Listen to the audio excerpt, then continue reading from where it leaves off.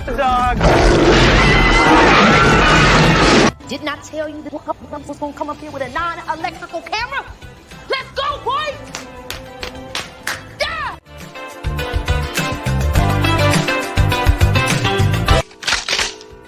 This is it. Don't get scared now.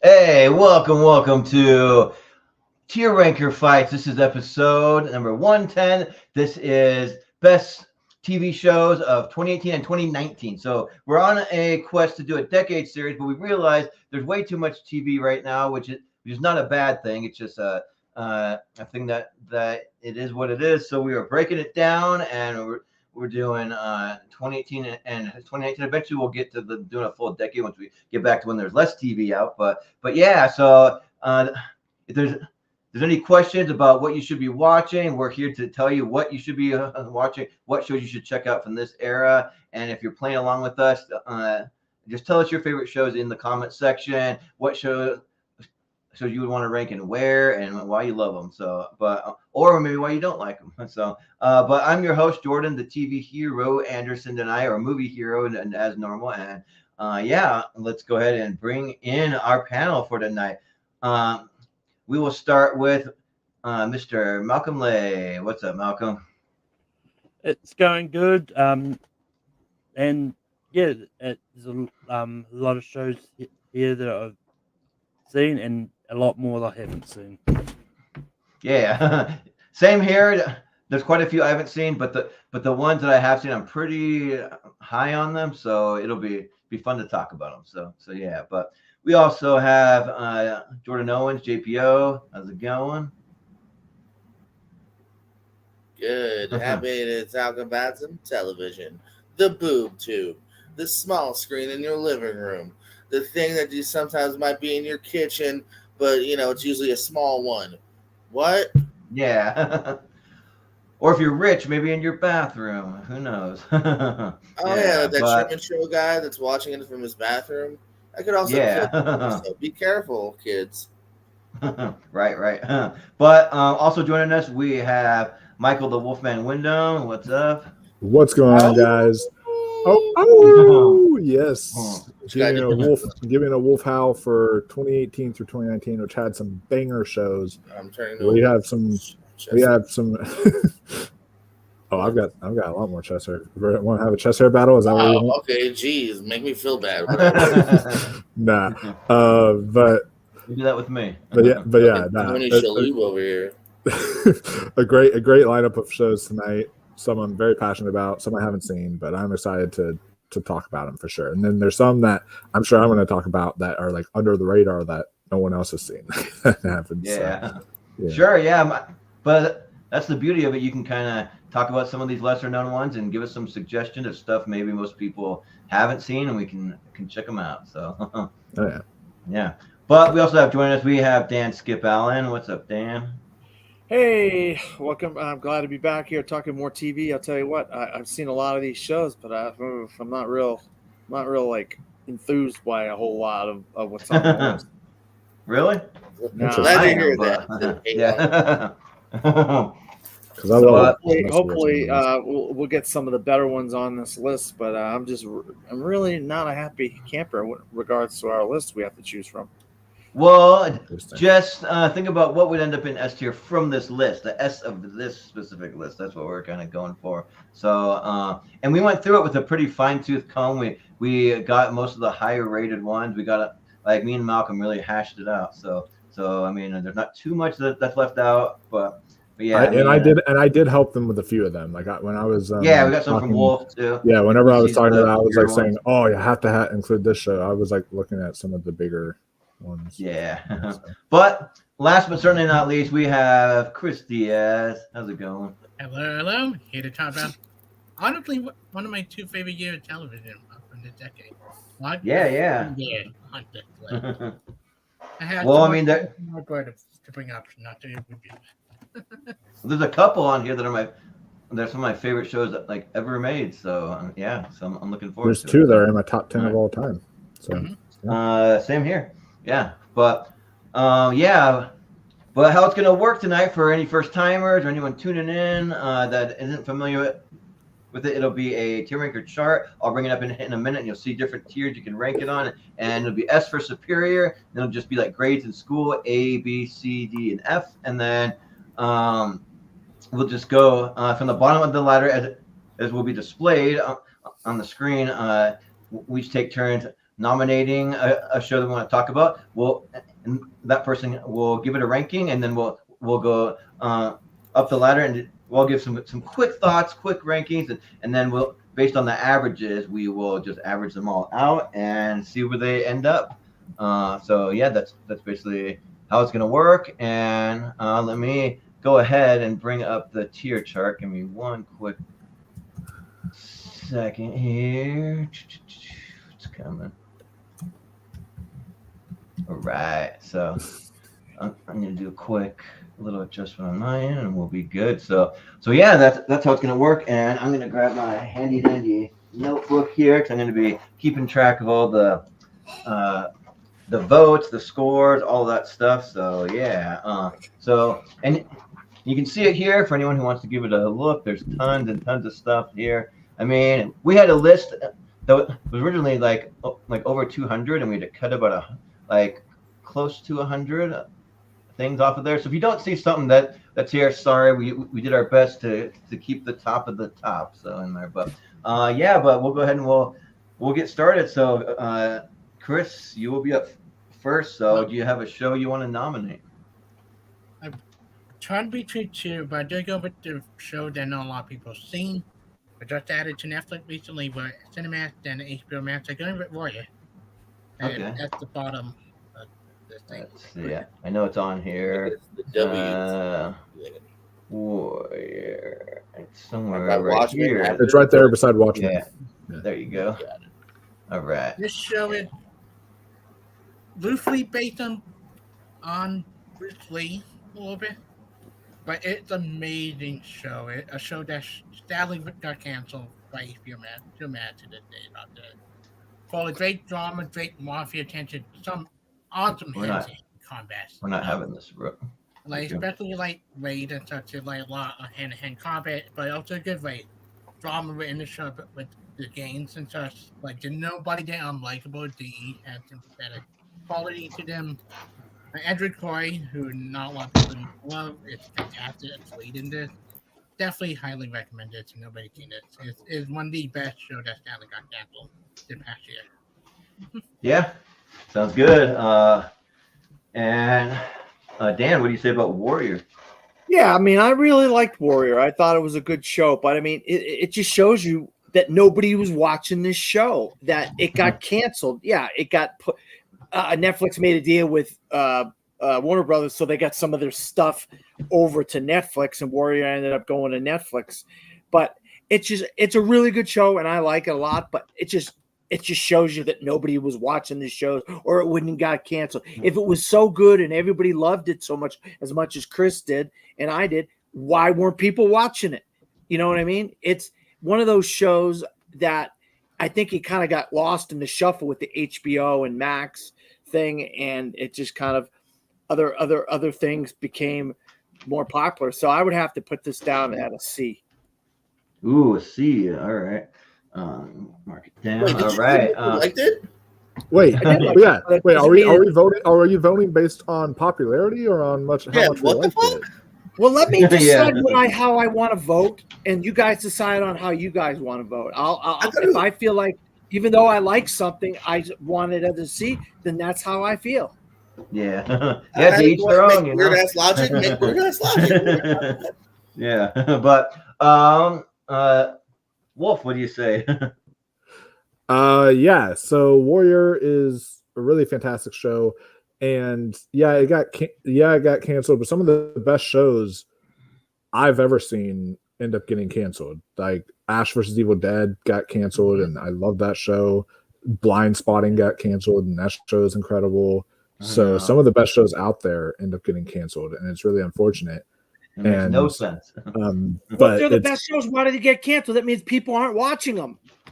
Well, it's also because there's some things like Bruce Campbell was interviewed about Ash vs. Evil Dead, and then Dan. You said it 12 times. And they said like he's like, who even knows what Stars is? Like he said, if it was on Netflix, then people would have watched it. But like, who knows what Stars is? You know, it's one of those kind of things. Like no one really knows about Stars and really subscribes to Stars and such. So it's one of those things where it depends on what service it's on. And it wasn't Warrior originally on Cinemax? Yeah. Yeah. So it has the Cinemax curse. Nobody has Cinemax. Nobody watches Cinemax. Like it's got that curse to it. So there's been multiple shows on Cinemax that's gotten canceled because of the. I think I watched like 3 shows ever on Cinemax or something. Yeah, everyone goes to Cinemax for the After Dark porn that plays. All right, that's the only reason people go to Cinemax. I'm just saying the truth out there. Okay, so that's why Warrior got the bad end of the shaft there. But the shaft, it's a great show though, and I think the quality of it overcomes the ratings, and I will say because of that I'll say A. Yeah, sounds good. And JPO, what do you say? I haven't seen it. I won't base my review on the Nielsen ratings. Sure, yeah. Sounds good. Well, Malcolm, have you seen Warrior? I haven't. And it's one of those ones that I think no one was watching. Was clearly it wasn't marketed well. Like, and we'll probably get to this for a lot of shows, but if they're not marketed well, then no one's going to see them. Right. Well, people have been telling me all about Warrior, that it's probably one I would like because because is it Korean or Japanese or like what is it? A good mix of everything. Like okay, yeah, because I haven't seen it, so I can't rank it, and nor have I really even heard of it like until we decided to do this episode. So which is unfortunate. So yeah, but still has 3 votes. So and it's an S, an A, and a C. So it's probably going to. I would say it would probably be A or at least B. Yeah. I'll be generous for now and just give it like a low A. It's the only thing up there, but we'll put it there, and then we'll see where everything else lies. So we'll go to Dan. What do you want to nominate? I want to nominate a show that's won dozens and dozens of Emmys because it's a great show, and it's a family that's basically an amalgamation of like a family that of a business and companies and stuff that we can all relate to because we go to these businesses or we watch these types of TV shows or we go to the theme parks, and that's called Succession. Have anybody heard of Succession? Hey, how about that? Best show in the last 5 years, it seems like, with great performances, great acting, great writing, and it really it shows you that big business isn't all what it's cracked up to be. There's wars within the factions of the family and stuff like that. And this, Brian Cox, Jeremy Strong, so many of these actresses and actors in this show are so freaking good. Alexander Skarsgård shows up for a couple seasons. I absolutely love this show, and so did America, and that's why this is one of the best shows of these 2 years. Yeah. Sounds good. Wolf, what do you say about Succession? Goddamn, what a show. This is so good. Now, here's the thing, though. It actually took me a little while to get in the show. Usually I have the 3-episode rule, but I was like, you know what? I really want to give this show more of a chance. Because of all the talk I heard about it, it took me about 6 episodes to really get hooked into this show. And the episode where I got hooked was in the episode where they're trying to vote on who's going to be the CEO.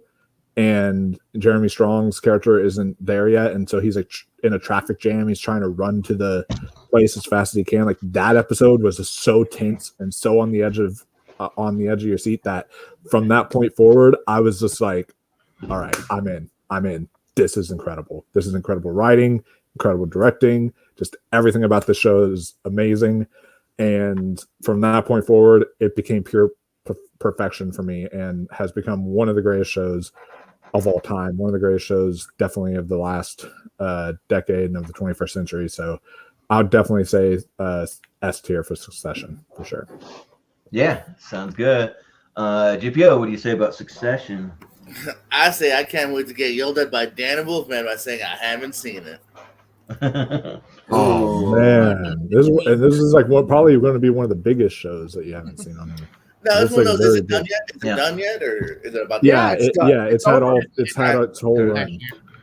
No, I will do a deep dive on one point. No, it's always been in my plans.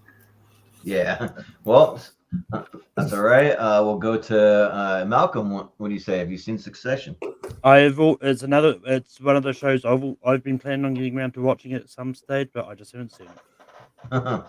And yeah, don't kill me. I've been getting around to watching it, but I still haven't seen it either. There's just like way too many TV shows out there that I just haven't gotten to it yet. But it is on my list to definitely like watch it all. But I actually watched it, and then whenever I wasn't hooked, I got away from it for a while. But then I saw it winning all these Emmys for like the for season 3, and I was like, you know what? I'm just gonna binge it all again before the new season comes out. I ended up doing that and really liked it. So. Yeah. Well, Brian, also in the conversation, why get rid of the haven't seen? Just because for TV, there's going to be way too many haven't seen, so we're still going to just give it a ranking based on whoever has seen it. So just for now, maybe when we get further back in like the 2000s or something and 90s, we can keep haven't seen on there. But Chris, what do you say about Succession? So I've seen one episode just because my parents have it on a lot. Man. And it's the episode that I won't spoil because during the Malcolm, it's the episode everybody talked about in the last season. The comedy episode. I've seen that because I just sat there and watched that my parents had it on. I would give it S tier just for that episode alone. I thought that was some of the best acting I've ever seen. Like the reason why they won the Emmy that year. Yeah, well, I mean, I will get around watching it, but I had a bit spoiler. Although, and I'm not going to give away any spoilers, but Dan, I think you can agree. What the hell was Brian Cox being nominated for Best Lead Actor for season 4? Like, we know he technically is not lead. Well, the way the Emmys remember, the Emmys were doing it, they were behind and stuff. And so a lot of the shows were nominating for the year before, the season before. And I think they were kind of in a way rewarding him for the season before. A lot of the Emmys were doing that. They were behind in the Emmys in a way. It's hard to explain if you haven't seen it, but whatever, who cares? He's still great in the show. I will go back and watch the show, but I can't talk about it because spoiler episode. Yeah, well, I mean, no spoilers for me, that's for sure. We had the haven't seen tier, then we have to put Succession in there. We don't want to do that, so we'll leave it there. So you got it's got 3 S's, so because Chris gave. I mean, technically, but 2. Yeah, he's only seen 1 episode. You said you can vote on how much of it you've seen. So if you but one episode, he said at least a few episodes that he's only said more than once. Yeah, so at least 2 or 3. I mean, if they're hour-long episodes, I'll give it 2 and still count it. But if they're half-hour, maybe like 3. And so I'll give it 2 episodes. But yeah, but it still has 2 S's, so it's gonna stay there. So for now, so yeah, but. We'll go to Wolf. What do you want to nominate? All right. I'm glad no one's talked about this yet. But I already talked to Chris saying like, hey, in case you're first, don't say this because I would definitely want to say this because this is a show that literally changed my life. It actually physically changed me as a human because I was able to, because of this show, discover myself and actually know what my sexual orientation was and find myself. But then also because of this show, it gave me the courage to be able to share to people what my sexual assault story and what happened to me and such. And it was because of this show that I got that bravery and I got that courage. And so this show has affected me in so many ways personally and has affected so many other people personally in that way, and that is Sex Education. And that is definitely in an S tier for me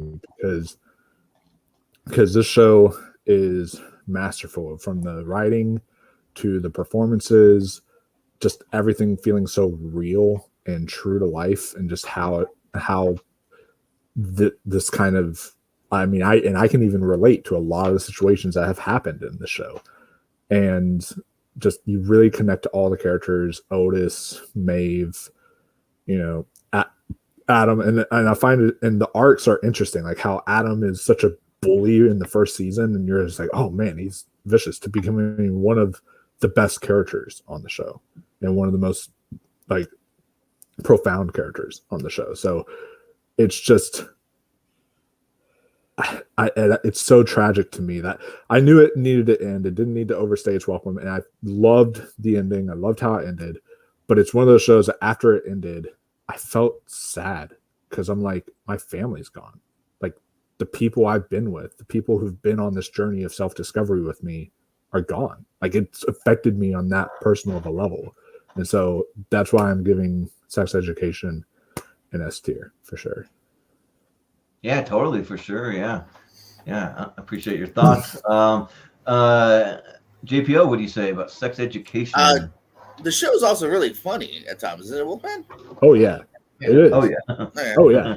No, Does it get more serious later? Because I feel like what I saw was mostly comedy. Trust me. Yeah, there's a whole episode that like makes me cry about someone who gets sexually assaulted. I believe you. I was just making sure I was thinking of the right show, because from what I saw, I consider it a dramedy because it has like funny moments, and it's got all some of your really hilarious characters in there, but then it's got like very serious, dramatic stuff to it. Okay, yeah, I just don't think I've reached that peak yet. But no, I did like what I saw. It's got a good cast. It's got the guy that went on to be Doctor Who and whatnot. Did I say who? Yeah, I always say Strange. That's the right thing for once. Oh yeah, that's right. And so yeah, it's one of me to get back to. It's actually one of my buddies' like favorite shows. It's one that he was like, dude, you got to watch this. So I'm gonna give it an A from what I've seen. Yeah, sounds good. Malcolm, what do you say about Sex Education? This is another one of those shows I've heard a lot about and be meaning to get to, just haven't seen it. Okay, we'll eventually get to one you've seen, Malcolm. Don't worry. But I've seen the first season. There's a lot of these where I've just seen one season, but what I saw was really, really good. Gillian Anderson is hilarious in this. Like she's so good. And like I never. Well, I mean, I think she did some risque stuff way before X-Files, and then is doing it again, sort of, but not on that level.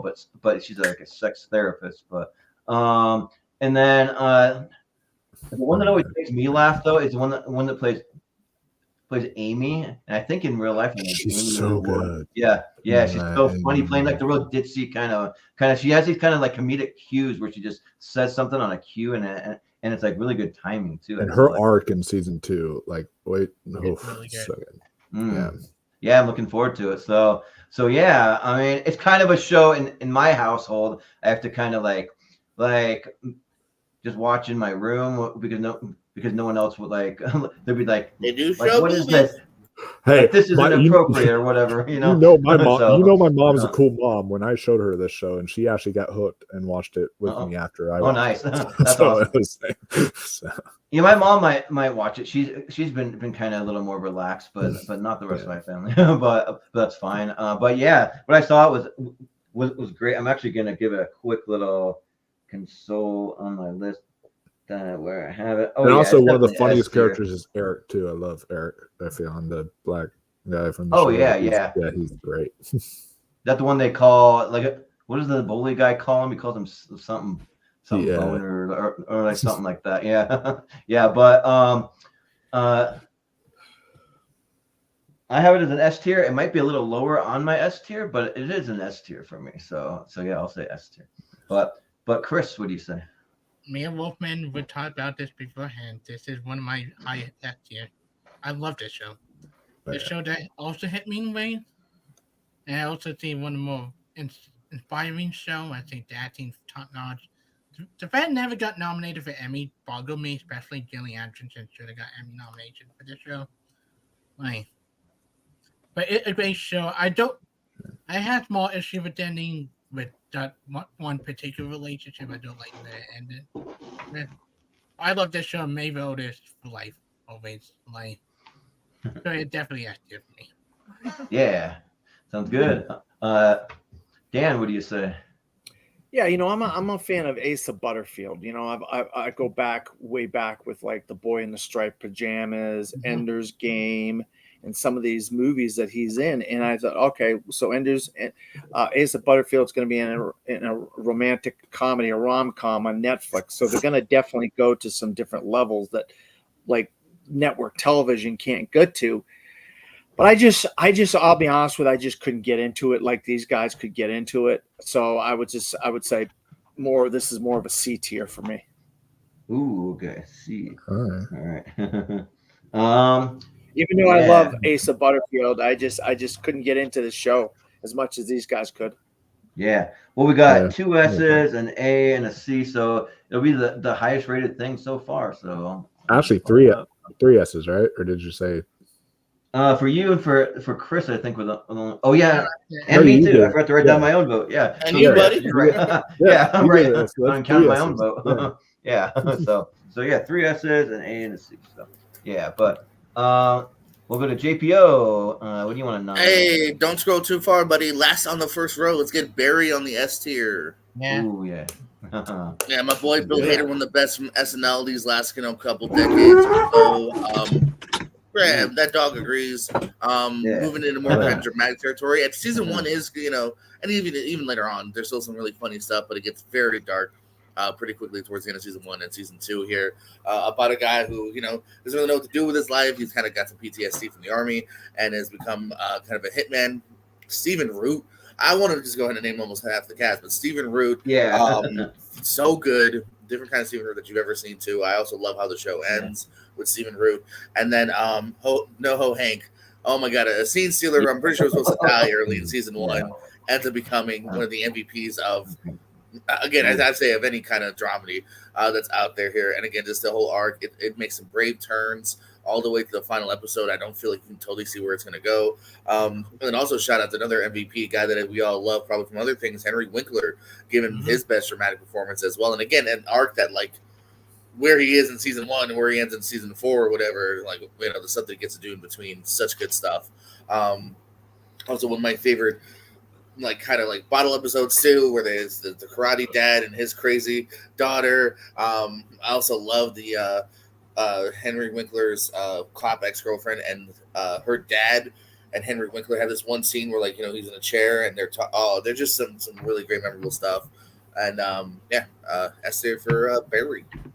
Yeah, sounds good. Malcolm, what do you say? Have you seen Barry? Looks like this is going to be full of shows I intend to start eventually, but just haven't got around to. Look, I was considering starting it this year. It was a choice between starting Barry or starting Buffy. So okay. So yeah. Take me then. Which B letter show do you want to watch first? Yeah, but for me, I've seen 2 seasons of it, and man, it is fantastic. This show's in my top 5 for this list, hands down. It's just it's just so good, and I'm excited that I have more to watch. So I'll definitely be getting back into it. And part of me is like, why haven't you done it? And then part of me is jealous that you still have some more. Yeah, right. Because so many new shows keep creeping up for me, so I'll watch a season or 2, and then something else I'm like, damn, that looks really good. I'm gonna watch that. Yeah, and that's the thing is all these shows right now. I'm not even mad at Malcolm at the fact that he's saying I haven't seen. I'm envious of him because now he'll get to have these first time experiences of getting to watch these shows and Bill Hader is great. I can't wait to see whatever his next project is, because I'll watch him do almost anything, and some of these other guys the Anthony Kerrigan, NoHo Hank, he's probably one of my favorite characters, and also Henry Winkler's always great in everything, and there's a good a point also, JP, about Stephen Root too. He's totally doing something different that I've never really seen him do, and it's great. So he always plays these like weird kind of quirky characters, but it's always fun though. And so yeah, it's an easy S tier for me. But Chris, what do you say about Barry? S tier for me, Mel. I love this show. I need to go back and watch the final season again. Didn't love the ending to this that much, but it's still S tier for me. The Karate Kill episode, my favorite episode of the show. That was like some of the hardest I laughed all year. Yeah. Show. Yeah. Like, Sounds good. You like okay? I love that show. So S tier for me. Yeah. Dan, what do you say about Barry? Jordan, what's the name? What's the blonde's name? What's her name? Sarah Goldberg. Sally? Sally Reed. Yeah. Yeah, the character's Sally. She is incredible in this show. I never seen her in anything else. I've never seen her in anything since this show. She is one of the best things about this show. I'm a big Bill Hader fan, but also Stephen Root, Henry Winkler. But that girl, that blonde that's in there, I knew she had something when I watched her in the first episode. I said, "There's something about this girl." And when I watched that entire show, she really impressed me a lot. I want to see her in movies and other TV shows because I think she was fantastic. I definitely agree that Barry is an S tier. It's just sad that it's going to go ahead of Succession because I think Succession's a better show than Barry. Yeah, well, the more people saw Barry, so that's just kind of the way it is. So Barry will be right at the top of this list. So yeah, but yeah. Well, we're moving on over to Malcolm. Whoa! You forgot about me. Wait a minute. Because JPO talked about Barry. Yeah, what are you gonna say about Barry, Wolfman? Go ahead. Oh yeah. Sorry for that was Barry, JPO's pick. Yeah. So you almost skipped over. Say like, wait a minute, you nominated Sex Education. Oh, I mean, you need to talk about Barry. Okay, yeah. Go ahead. Yeah. It's interesting that we had Barbenheimer last year for movies because we had one of those for TV, which was I like to call Bucksession. Because it was Succession and Barry finale was like the same day. I remember that. And people were like saying like, "Oh, double the TV. This is great." Like they got to get both of the best shows out there. And yeah, Sally Reed, that girl, Sarah Goldberg, I was rooting so hard for her and when she was nominated for season 2. And I forgot who won that year, but I don't think it was her. And I was just like so pissed when she didn't win because she deserved that win. And a little shameless plug of mine. You can find it in my channel. I'll send it to you guys tonight if you want. But I made a collaboration. I'm going to make a part 2 video soon. But I made a collaboration of some of the best acted scenes ever put to television, in my opinion. And one of the scenes was Sally Reed in her monologue when she's reading the script with Barry, and she's just like, but to be honest, I'm so happy for you, but also I'm so angry at you. This whole thing of just like her showing every single emotion, and it was just insanely good. And that's one of the scenes I have in that video. So I was going to you guys tonight, but yeah, great show, fantastic show, and I'm absolutely giving it an S tier. And to quote the finale, "Oh wow," because it's done so good. So if you guys know what that is referring to, so. Yeah. Well, like speaking of the like compilations of like scenes, I've been having like some never-ending side projects that I don't know if I'll ever finish it, but I want to do 3. I want to do the funniest movie moments of all time, like what I think make a compilation: best action scenes and best acted scenes, like dramatic. So I mean, maybe one of these days, years down the line, I'll finish it and it'll go out there somewhere. But it was Ronnie / Lily. That was the episode of Barry that is maybe in season 2. It was season 2, episode 5. I've seen that episode so many times, and that has to be one of the funniest episodes of television I've ever seen. One of the most entertaining episodes. So good. Nice.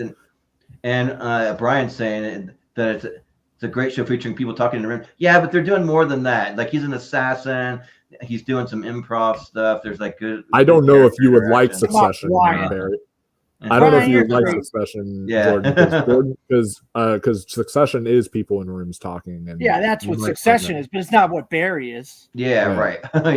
Yeah. We'll see. I mean, I'll probably like the drama of it all. I don't know. We'll see. But yeah. So now we'll move it over to Malcolm. You got one that you have seen you want to nominate? Yeah, I'm kind of this position where there's at least 3 shows I want to talk about. I don't think I'll be able to talk about all 3 of them. Yeah. Just because I've only got limited time. Sure. Yeah. You know, I'm going to bring up this and take a risk on it. I'm bringing up Wellington Paranormal. This is a show like is a spin-off from the from What We Do in the Shadows. But featuring the cops from the movie just doing like this whole cop show, Police 10-7 cops kind of thing, where they go around seeing all these sort of like supernatural events, and it's just a really entertaining show. Like the 2 cops I think are really entertaining, and like Mike and Karen, I think they're a great duo and all that, and it's just a lot of fun. I don't know how many people have seen it, because I know it's like it started a little bit later in the States, but yeah. Well, I haven't seen it, but it is one that's really intriguing to me, because I love What We Do in the Shadows, and that scene with those cops, and they come in and they're like hypnotized, so they can't see crazy stuff happening, like the vampires floating around on the ceiling and all that stuff. Like, it's just really good stuff. So I'd easily watch a show with those cops and then probably have a good time. So, but I haven't seen it, but I do plan to watch it. So yeah. So thanks for bringing it to my attention. so yeah. But Chris, have you seen Wellington Paranormal? I've seen the other one, but not this.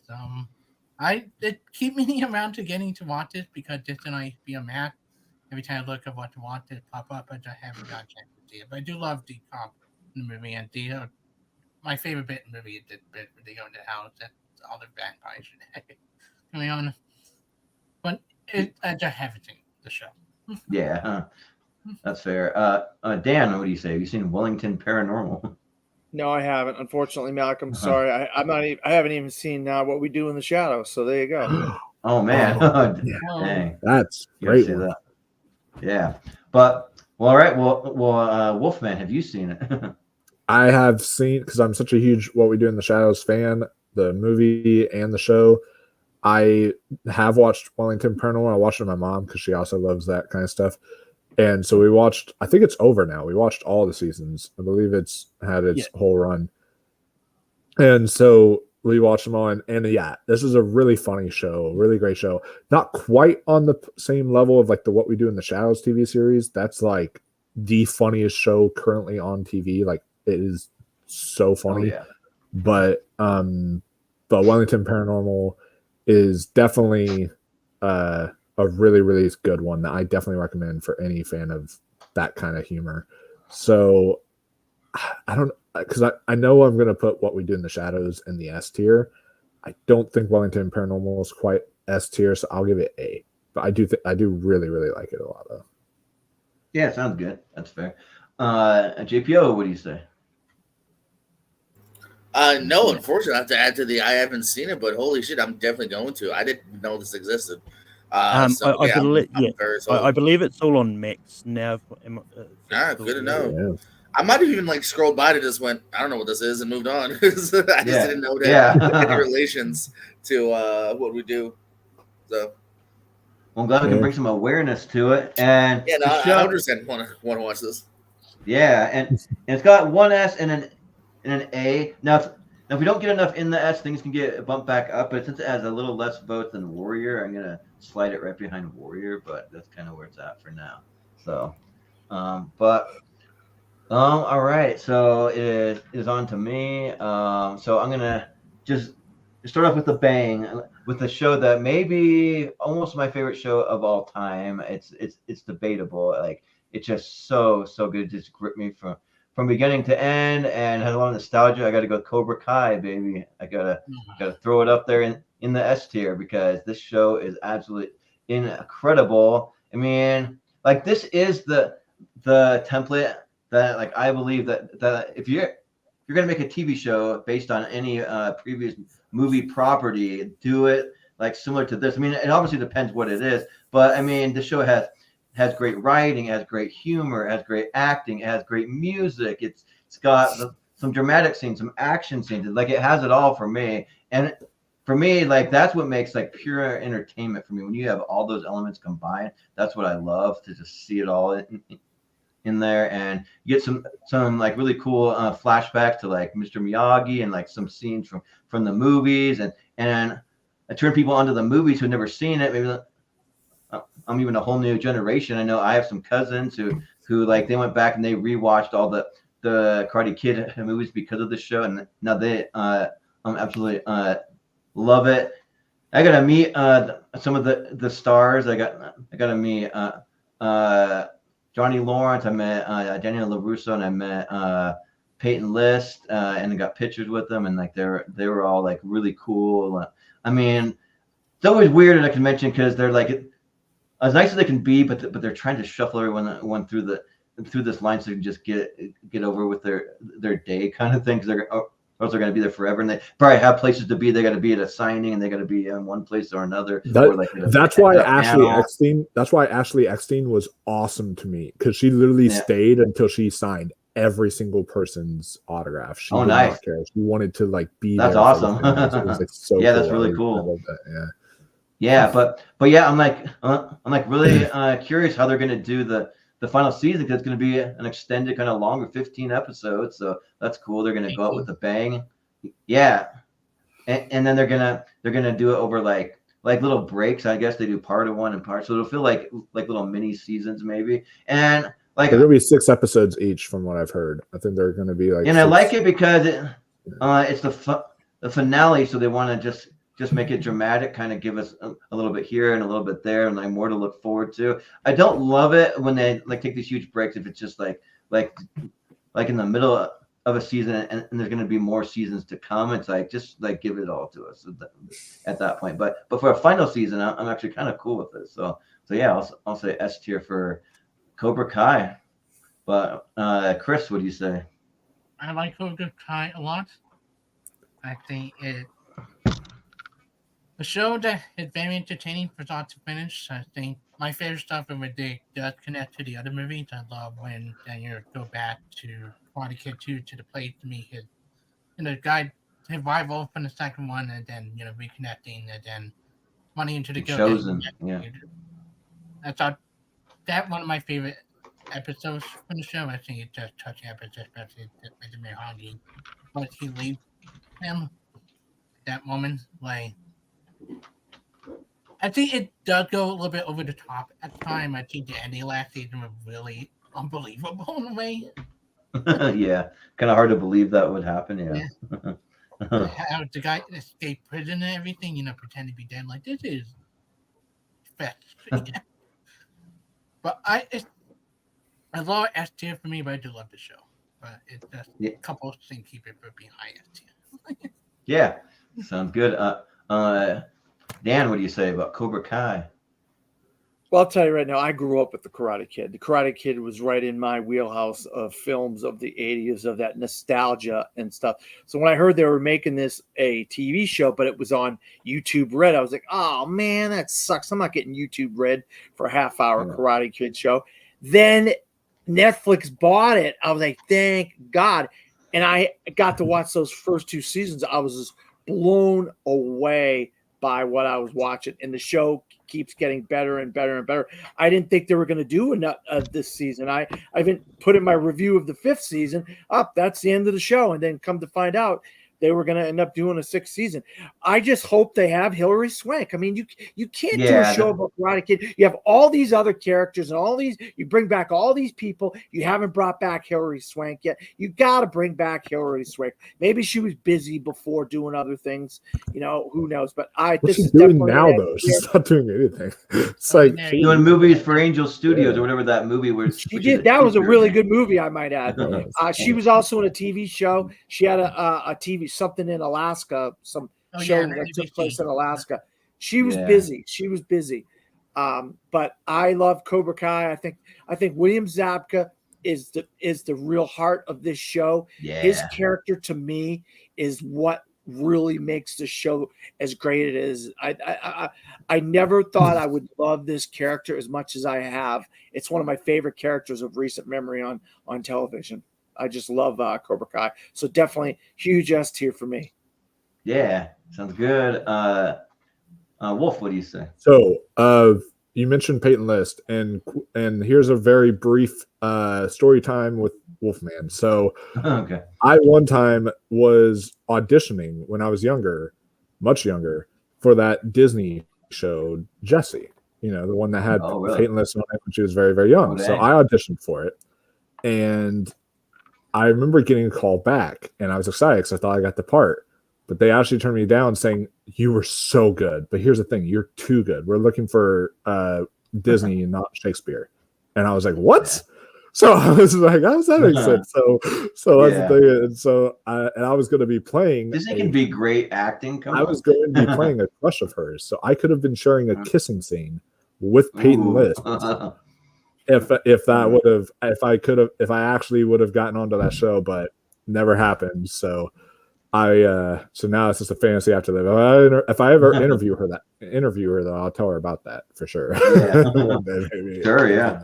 But no, it is a really good show. I really enjoy it a lot. Now, there's one season I'm going through my rewatch again because of the final season coming out soon.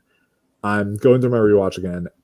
I will say that there's one season I just straight up don't like, and that is season 4. And the reason why it lost me, I was almost willing to tap out of the show even, just because I was like, I'm getting fucking sick of this rivalry bullshit that's lasted 3 seasons, and they finally were teaming up together, and Terry Silver's back, and he's like one of the worst people imaginable. You need them to work together, and then all of a sudden Daniel LaRusso is all like, oh, I can't team up with you, and he's like kicking his ass or whatever. I'm like, bro, stop. We can't have 4 seasons of this. Please, just like this is gonna get tiring after such a long time. So I did not like that season at all because they kept on doing the rivalry. And then when season 5 came, and they actually are teaming up and they actually are helping each other take down Terry Silver, I was like, okay, good.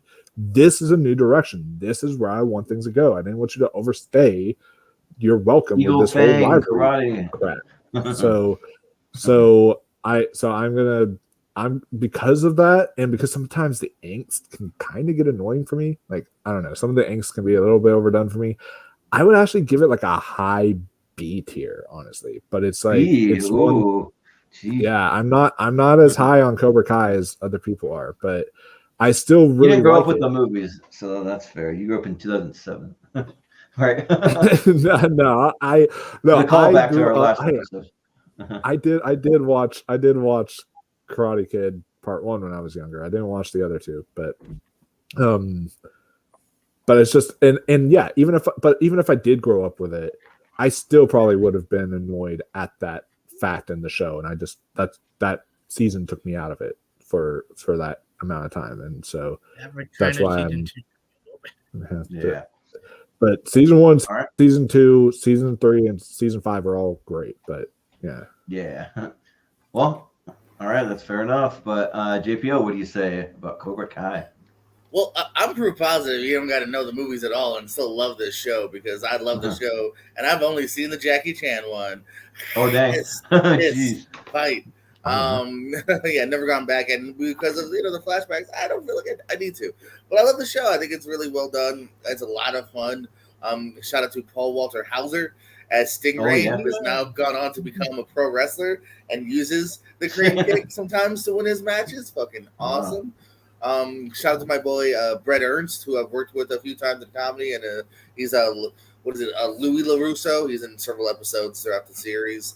And yeah, it's a lot of fun. I know what Wolfman's saying. It did become repetitive these last couple seasons to a degree because it's just like, all right, like we've been doing this kind of back and forth. Like let's piss or get off the horse, however they put it, should have got off the pot.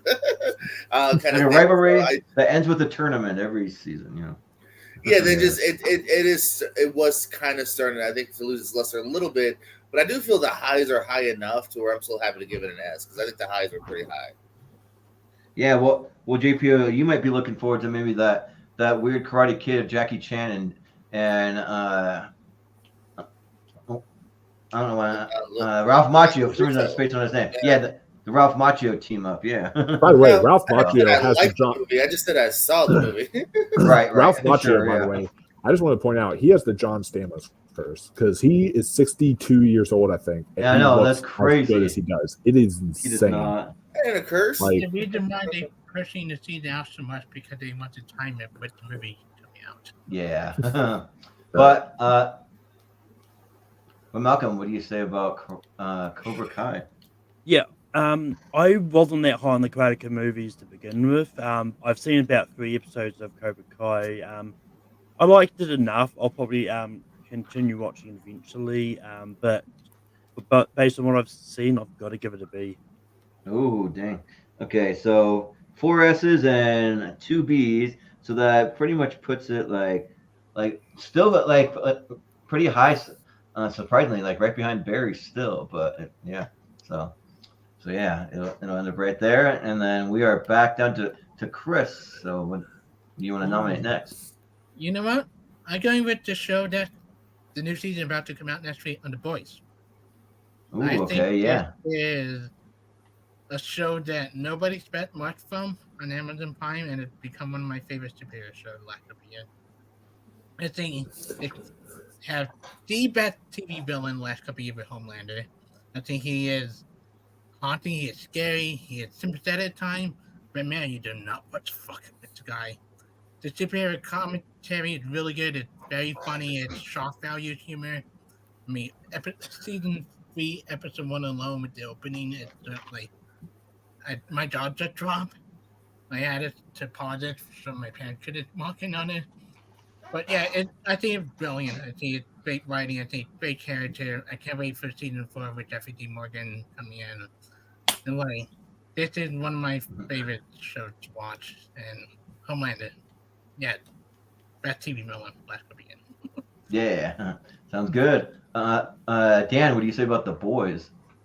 Yeah, I was one of those ones that wasn't like a big Boys fan at the beginning, but the more I watched it, the more I got into it, the more I really kind of absorbed what was going on. Especially, I mean, I'm a massive Carl Urban fan. I love Carl Urban, but that it just I think what Chris said is right. It's just like you really kind of in a lot of ways you wonder what Homelander is going to do next, what kind of reprehensible thing he's going to do, who he's going to kill with his eye beams or whatever, and how are people going to try to find ways to get revenge towards him, because he's indestructible, he can't be destroyed. So it's interesting how they come up with ideas to go after him. But yeah, it is a great show. And I was hesitant at first to be like, I don't know if this is my thing, but I've come around to it as the seasons have gone on. The more and more the seasons have gone on, and I'm really looking for. I try to reach out to my publicist to try to get early screeners for it, but with no luck. So I'm gonna have to watch it like everybody else does when they come out on Amazon Prime. Unfortunately, which sucks. Yeah, it sucks. I want to watch 2 episodes early. Like yeah, right. Exactly. Those are my exact words I was gonna say. Just like almost normal people, but last season they did like a 2-episode premiere in theaters, and I watched those 2 episodes, so that was kind of cool. I wish they would have done something like that this time. Again, so then I could watch them, then I could write a review at least of those 2 episodes, But they, for whatever reason, they decided not to do that this time around. But I love this. I would give it an S. I would definitely give it an S. Yeah, for some of the more cinematic shows that we're getting, like they should start showing in some theaters. That'd be cool. But they did a 2-episode premiere of Acolyte. They did a 2-episode premiere of The Acolyte in theaters on Monday. Okay, but before it came out. But sorry, I meant Wednesday. to say Wolfman. You'll be next. So what do you say about The Boys? I feel your pain, Dan, because I have a deal with Prime Video where they send me some screeners as well for certain things, and like I've gotten screeners they actually gave me a screener for Role Play and a few other films that they did, but for whatever reason I'm getting all these film ones, but they never give me ones for The Boys. I don't know what it is. It's like It's weird. But I am excited to see it whenever it premieres on June 13th. I'm definitely gonna be there because I love this show. I started reading the boys comics, and they're not good. They're grotesque for the sake of being grotesque. Like, that's it. They're like, oh, let's see how gross we can get. And then this show, it's like it mixes that, but it still has heart, and it still has soul, and it still has character to it, and people that you still care about and that you still are rooting for. It's not like the comics in that tone at all. It's absolutely incredible. And Anthony Starr, the fact he's not been nominated for an Emmy for this show is criminal. He is so good. He absolutely deserves an Emmy nomination here. It is a phenomenal show. And yeah, again, my mom's cool because despite the Hero-gasm episode, I showed her this show, and she actually was into it. She enjoyed it, and she can't wait for the next season. So I'm like, okay, cool. So there you go.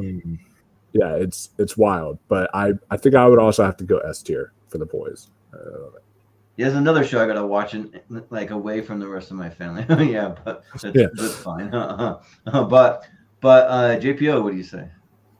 No, hell yeah, big love for this show here. I love that it's another just a kind of different look at superheroes. This crazy R-rated, extremely R-rated look. They fuck, they kill, they do everything. And yeah, I think it's smartly written. I mean, a big shout out to Carl Urban, who I think is fantastic here. I mean, everyone here has come to play. Yeah, this is a big favorite. I'm still looking for the next season. I don't think it's really lacked yet. Fun stuff with Jensen Ackles from before. So yeah, I'd say it's next for me. Yeah, sounds good. Malcolm, what do you say about the boys?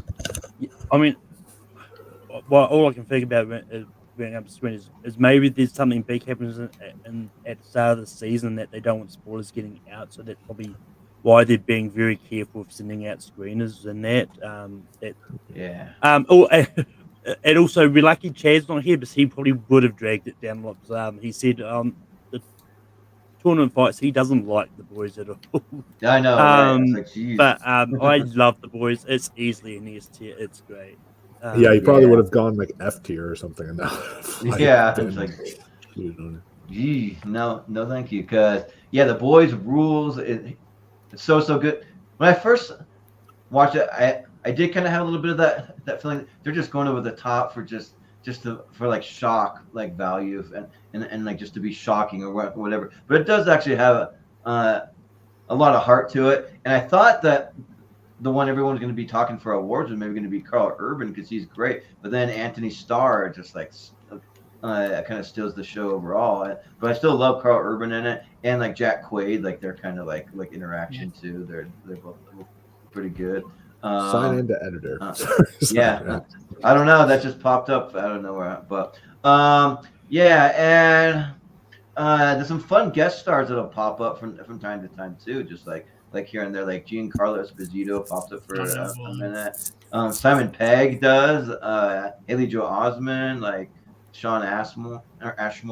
I think that it's fun. So yeah, it's an easy S tier because I like when there's a couple, like I don't want every like superhero thing to go like hard R, but we need a few of them. So the boys is great. So yeah.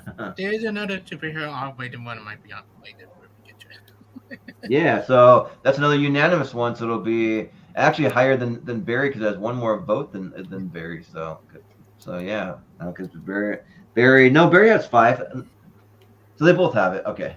So yeah, I'm looking at my votes here. So yeah, they'll be tied. So we're gonna have to do some voting at the end of the show. But the boys would have 6. This is Oh yeah, you're right. 6. Yeah, the boys is a clean sweep. Every one of us gave. They could have sworn that like there's one person that hadn't seen Barry. That was Malcolm. So yeah. Yeah, we just see how it tied into Gen 3.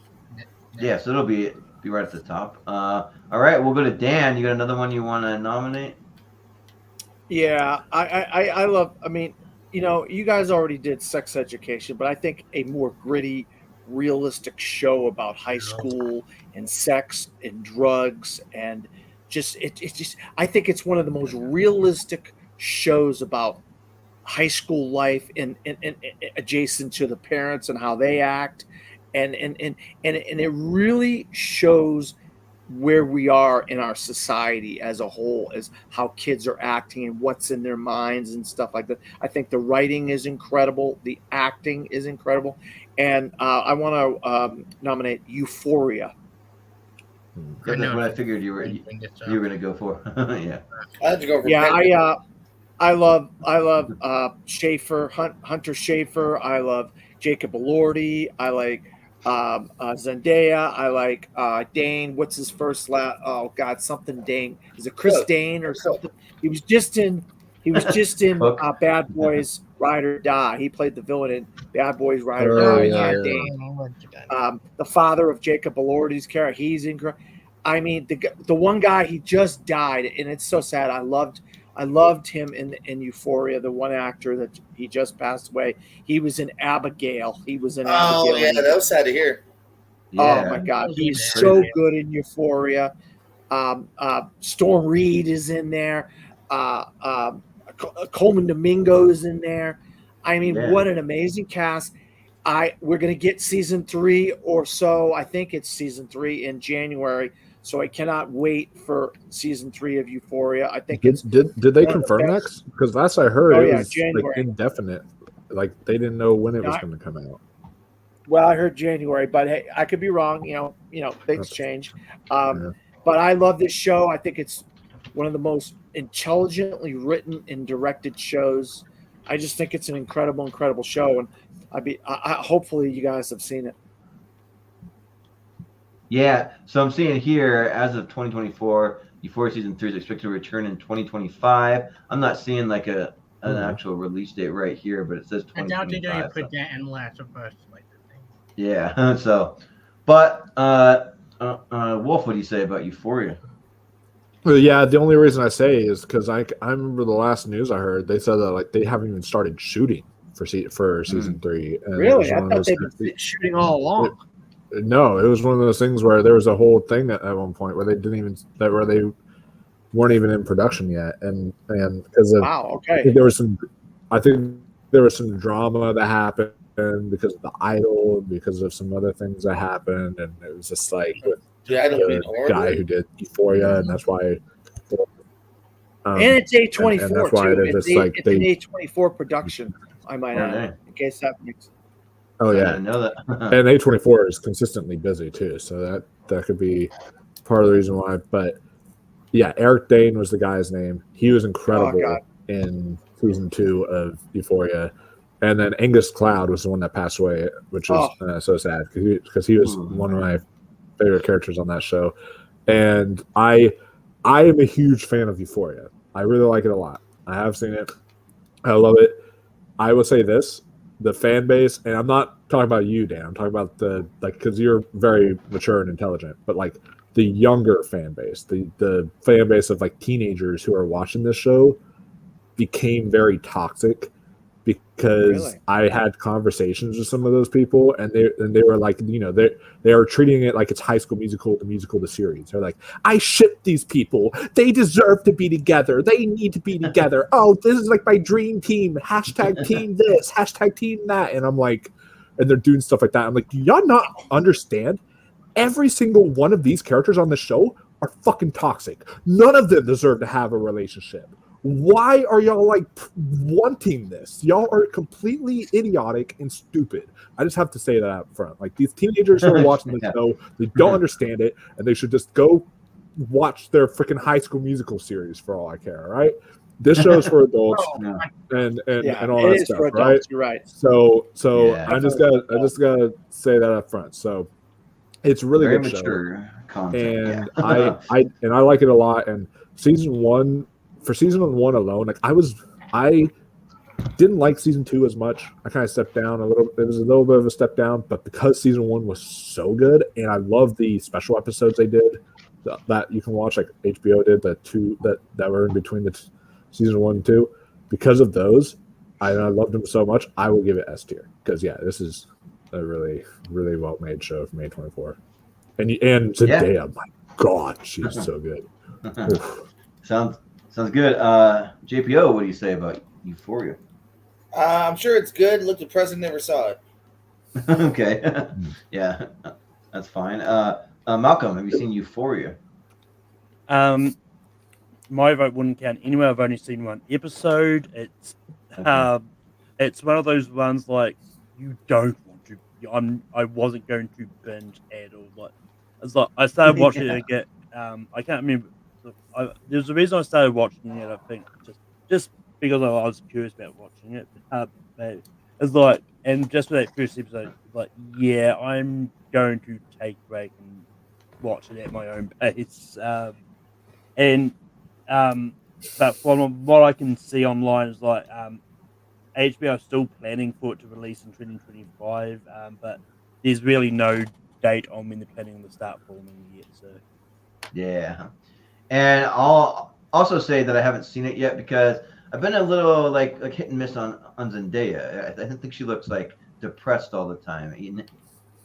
Even in her real life, she looks just like depressed all the time. I don't know what it is, but yeah, right. so I was like I'm not sure about it, but I mean everyone speaks so highly of it. I mean I'll probably get around to it. I just haven't yet. So yeah. But Chris, what do you say?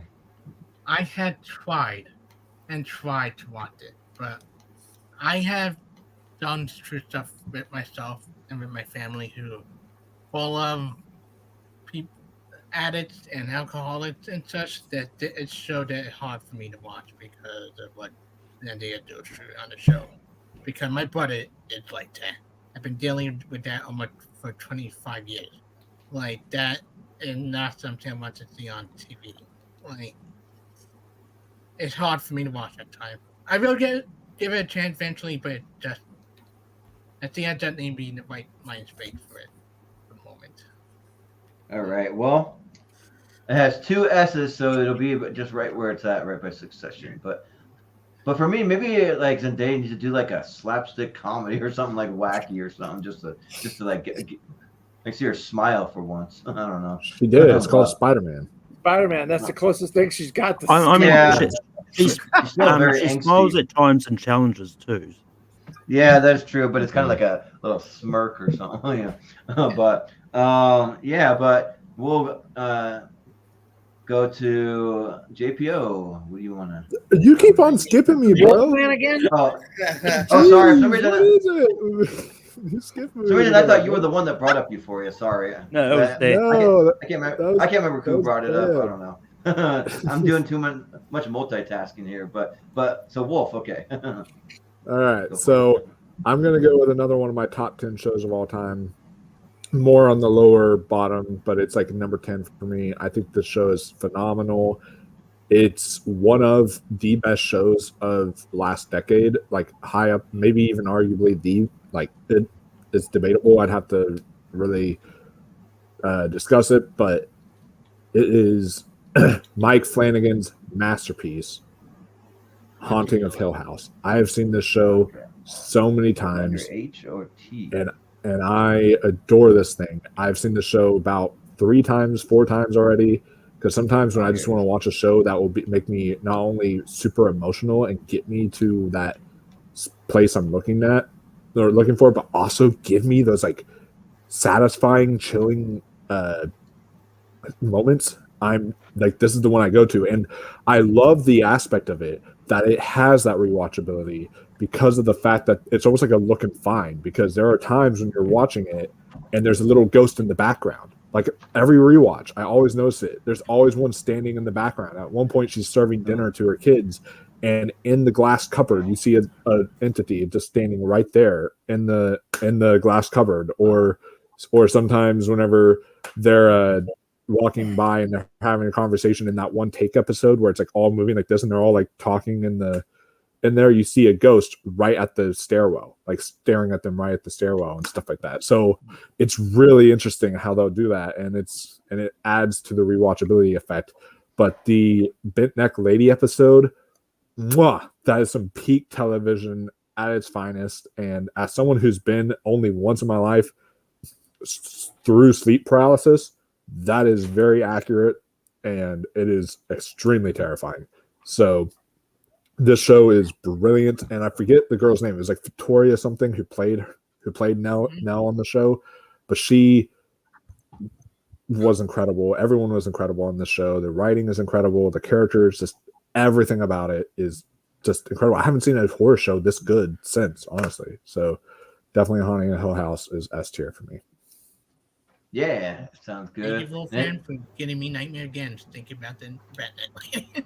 So It's Victoria Pedretti, I think. Victoria Pedretti, yeah. But GPO, what do you say about The Haunting of Hill House? Dude, I love Mike Flanagan, so I should really check the show because I haven't seen it. Yeah. Dude, Sounds it's good. like his best stuff. You would love it if you love Mike Flanagan. Yeah. Malcolm, have you seen The Haunting of Hill House? I've been meaning to check out his series, haven't got around to them. Yeah. Well, I too am also a big Mike Flanagan fan, and I've seen one episode. I haven't seen that. God, y'all are breaking my hearts here.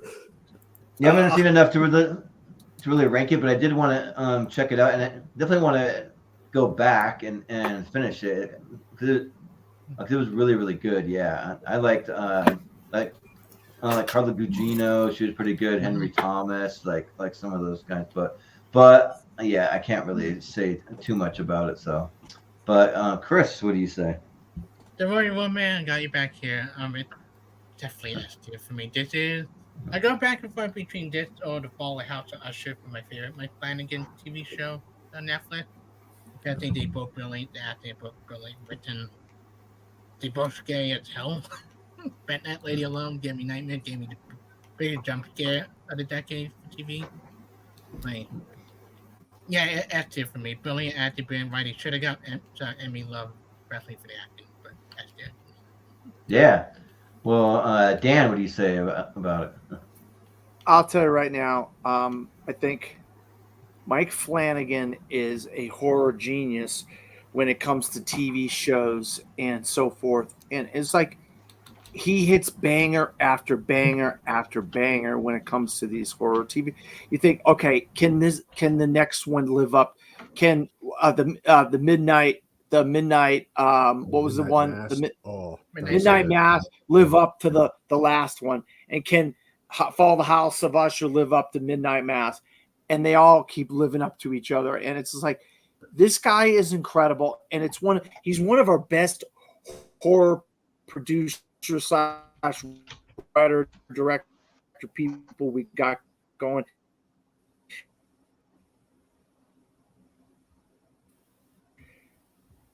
You guys got me?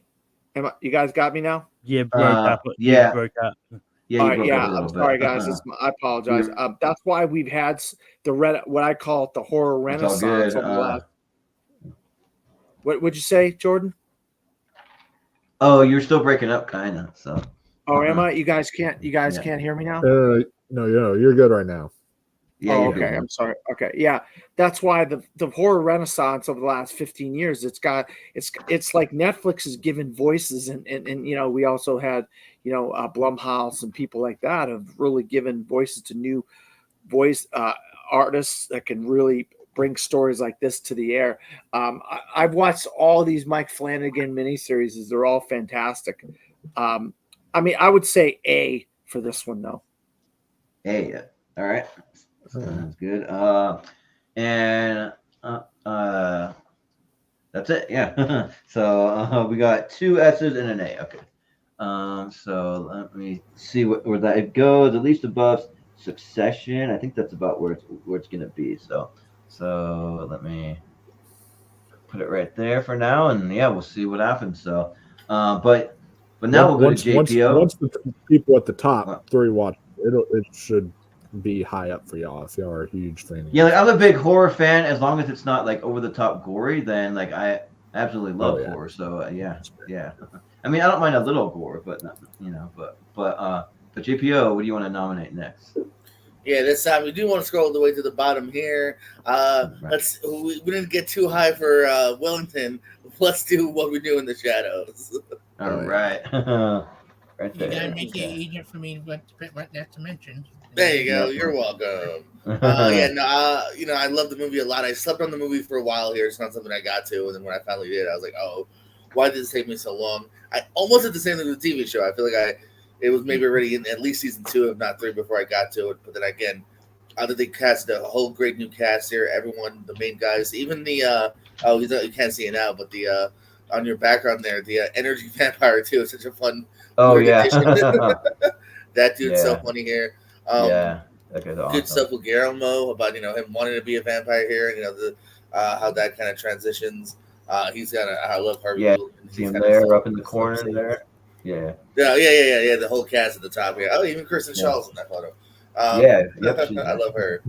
I fell in love with the show. Definitely think it belongs there. So yeah, I'm gonna go S tier. Yeah. Sounds good. And Malcolm, what do you say about What We Do in the Shadows TV series? Yeah, this is one I knew was eventually going to come up at some stage, which is why didn't want to bring it up myself. But it's one of those ones that that when I heard it was in production, but they were moving the setting to America and all that. I didn't know if it was going to be just as good as it has. Like, well, yes, it's still sort of Taika and Jermaine are still producing it, but I was just trying to find out. But I'm not sure if they actually wrote the series. They might have. I don't know, but I know imagine they probably Jermaine did, but- probably had a more heavier hand in it than Taika did. But Yeah. but yeah, I thought it's great, and just seeing like everyone that popped up, even having Wesley Snipes pop up in an episode, I think Yeah. was just as entertaining. That was awesome. Yeah. Yeah, but Batista popped up. Donald Luge from Blade 1. They killed the Impractical yeah. Jokers off in an episode. That was awesome. Oh, yeah. No. Another Oswald's got a good show that that Haley Joel Osment appears in that we talked about, Benedict Wong. Hell appears. yeah. It's their king, Haley Joel Osment. But yeah, it's a great show, so it's an easy S tier for me.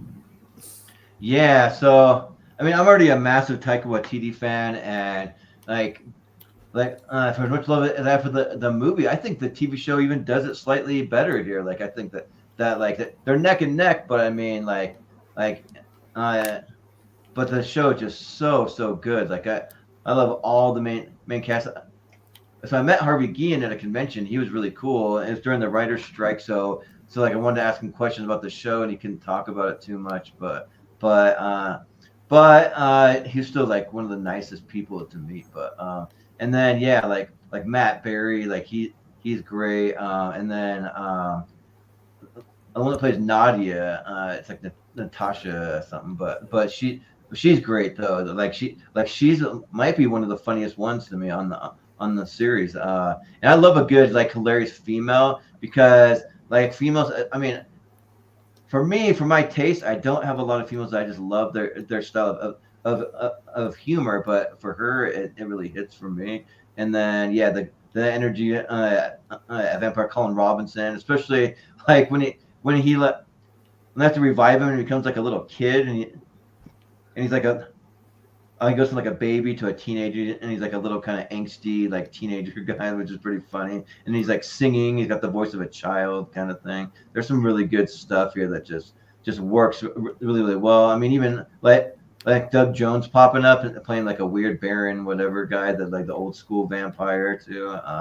Yeah, like it just works on like a lot of levels. So yeah, this is number 2 on my list overall for this list. So yeah, that's an easy S. But Chris, what do you say? The Jackie Daytona episode is one of my top. Oh yeah, Jackie Daytona. TV. yeah. Matt Berry's so good. Like Yeah. that, Mark Hamill alone in the episode made me laugh so hard. Like, it's a phenomenal show. I love the movie to death. Like, and I love the show even more. I think the cast is great, the writing is great. They cut Roberts into my especially me fall in love with musical and everything when he was a kid. Made me laugh.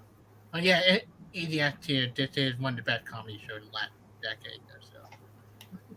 Now, aren't they doing some kind of spin-off? I thought I heard like rumors they're doing like a spin-off series. Yeah, Wellington Paranormal is a show that Well, they had that too, but I mean, like I thought they were doing something about like like energy vampires or something like that. Because like I'd be down to see that, like a whole thing. I also heard something that they were going to do one about the swearwolves from the TV show or from the movie. Oh yeah. As well, like the werewolves, not swearwolves. Those ones. Yeah. There's that. About that.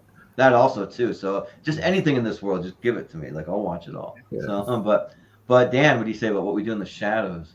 Yeah, I want to correct something. I have seen What We Do in the Shadows, the movie. I did see that, and I enjoyed that quite a bit.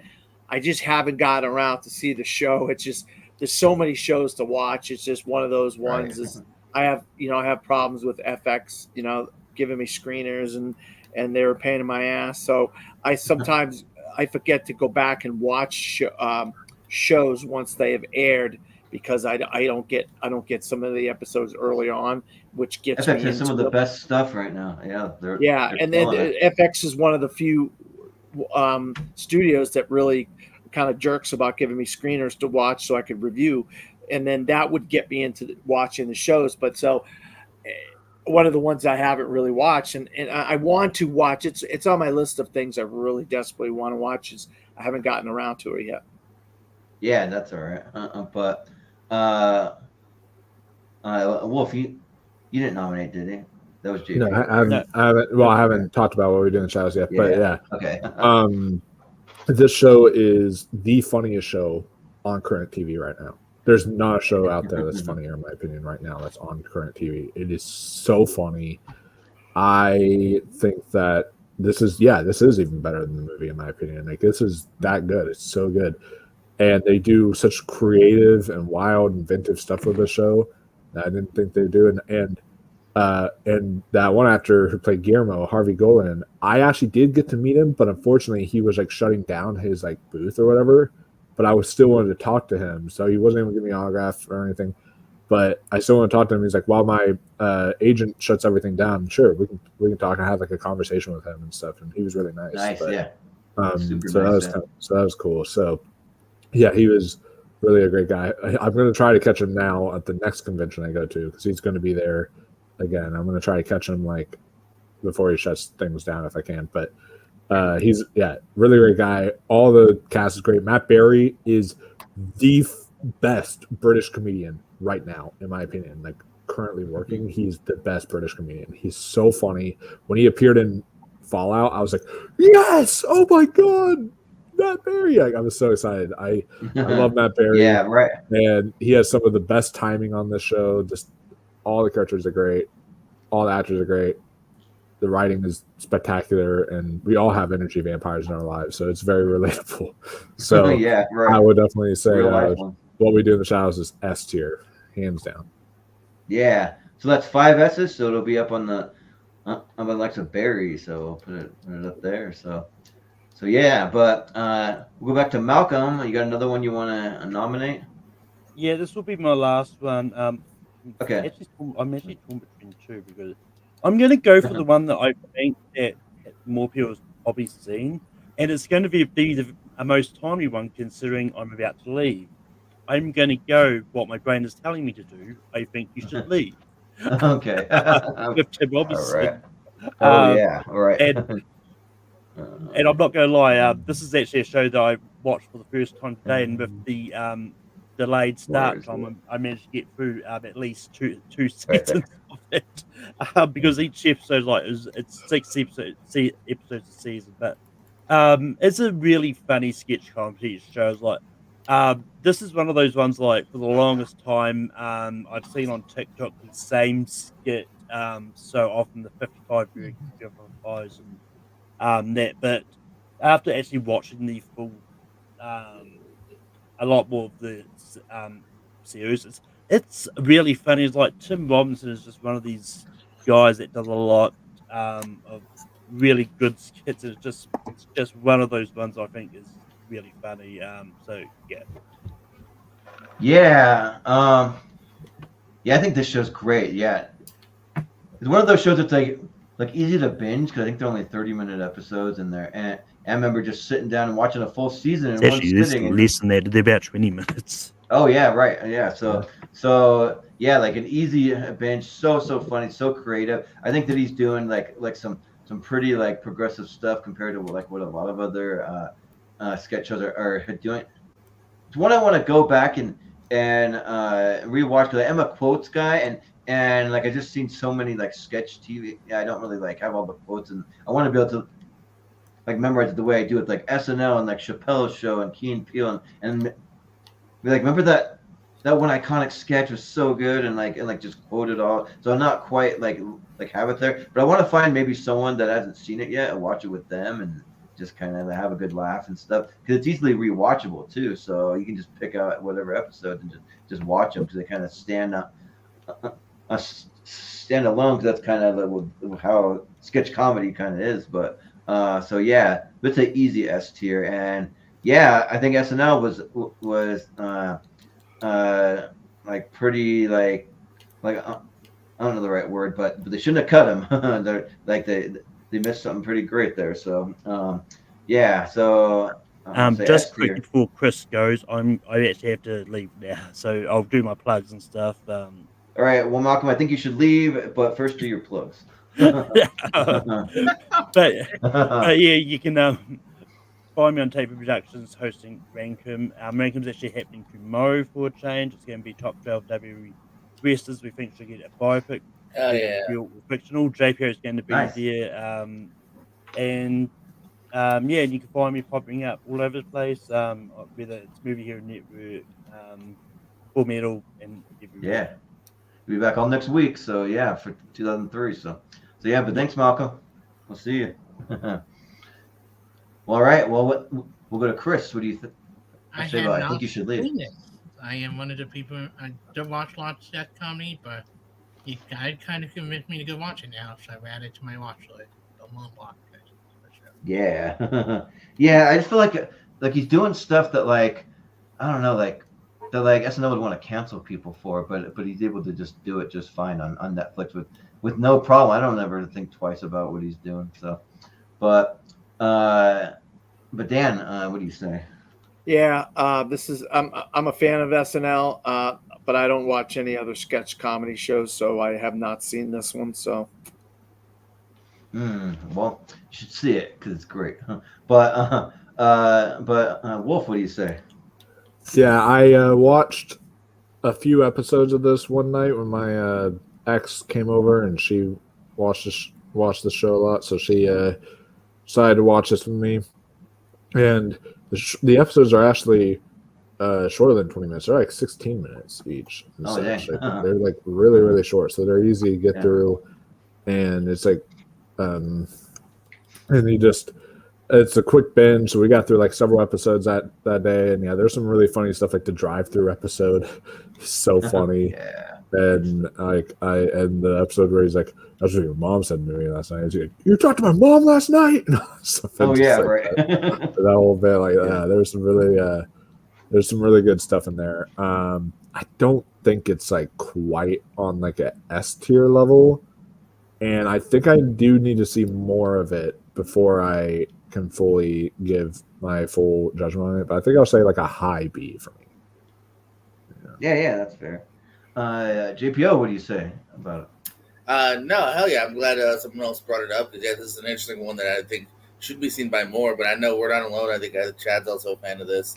Yeah, it's super weird at times, but so that's why it's not quite an S for me. But I'm definitely gonna put it in A because there is the occasional skit that I think really doesn't work, but it actually is also really rewatchable as well. Like I binged the first season again just for fun, not even knowing there was a season 2 coming.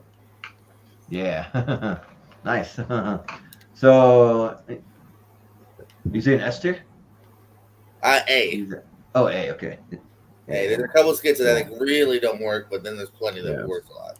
Yeah, so it's a 2 S's, an A, and a B. So it's probably gonna go above Euphoria, above Succession, probably right there, right above that. So yeah, surprisingly that high. So yeah, but yeah, so it'll be my turn next, and let's keep it in the realm of comedy. Like comedy's my favorite genre, and if you can do comedy right, then it's great. So I'm gonna talk about the Righteous Gemstones because I freaking love this show. and find it.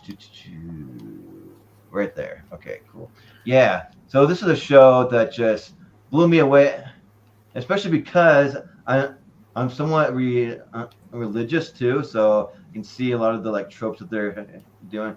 Now the church I'm part of, LDS/Mormon church, is a little different than what they're doing. We don't really do like the TV like evangelists in huge arenas. We do have huge meetings twice a year in in Salt Lake City, but like the show just like hits on so many levels. I'm a big Danny McBride fan. I know he's not for everyone, his comedy, but I think that is hilarious in this, especially in season 1. I think that's like Danny McBride's like season to shine in that one. But and then Adam Devine being the youth pastor, just doing it with his little kind of like homoerotic friend. He has Keith, Keef. And like I always wonder, like, are they saying Keith or are they saying Keith? But it's Keith. And then John Goodman, of course. And then Walton Goggins too, like, he's great here as baby Billy Freeman, and then also Edie Patterson playing Judy Gemstone. For my money, she might be the funniest actress on TV today. Like she has some things that just I'm like crying laughing. It's just like the little lines and little things that just come unexpectedly. The way she delivers it is just so good. And like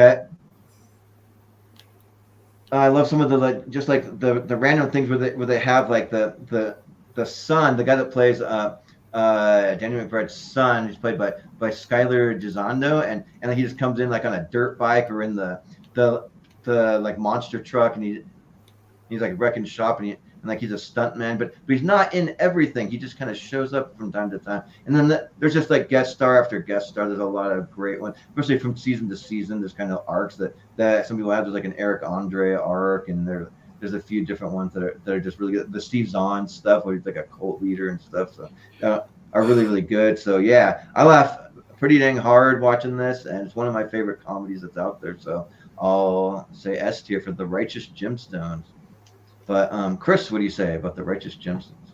I have seen one Danny McBride HBO show. And it's not. I only seen Vice Principal, and I've seen a little bit. Okay. Well, if you like that, you'll like Righteous Gemstones, I'm sure, because Danny McBride and Walton Goggins again. So yeah. But Dan, what do you say? Yeah, I gave this a chance, and I watched a few episodes.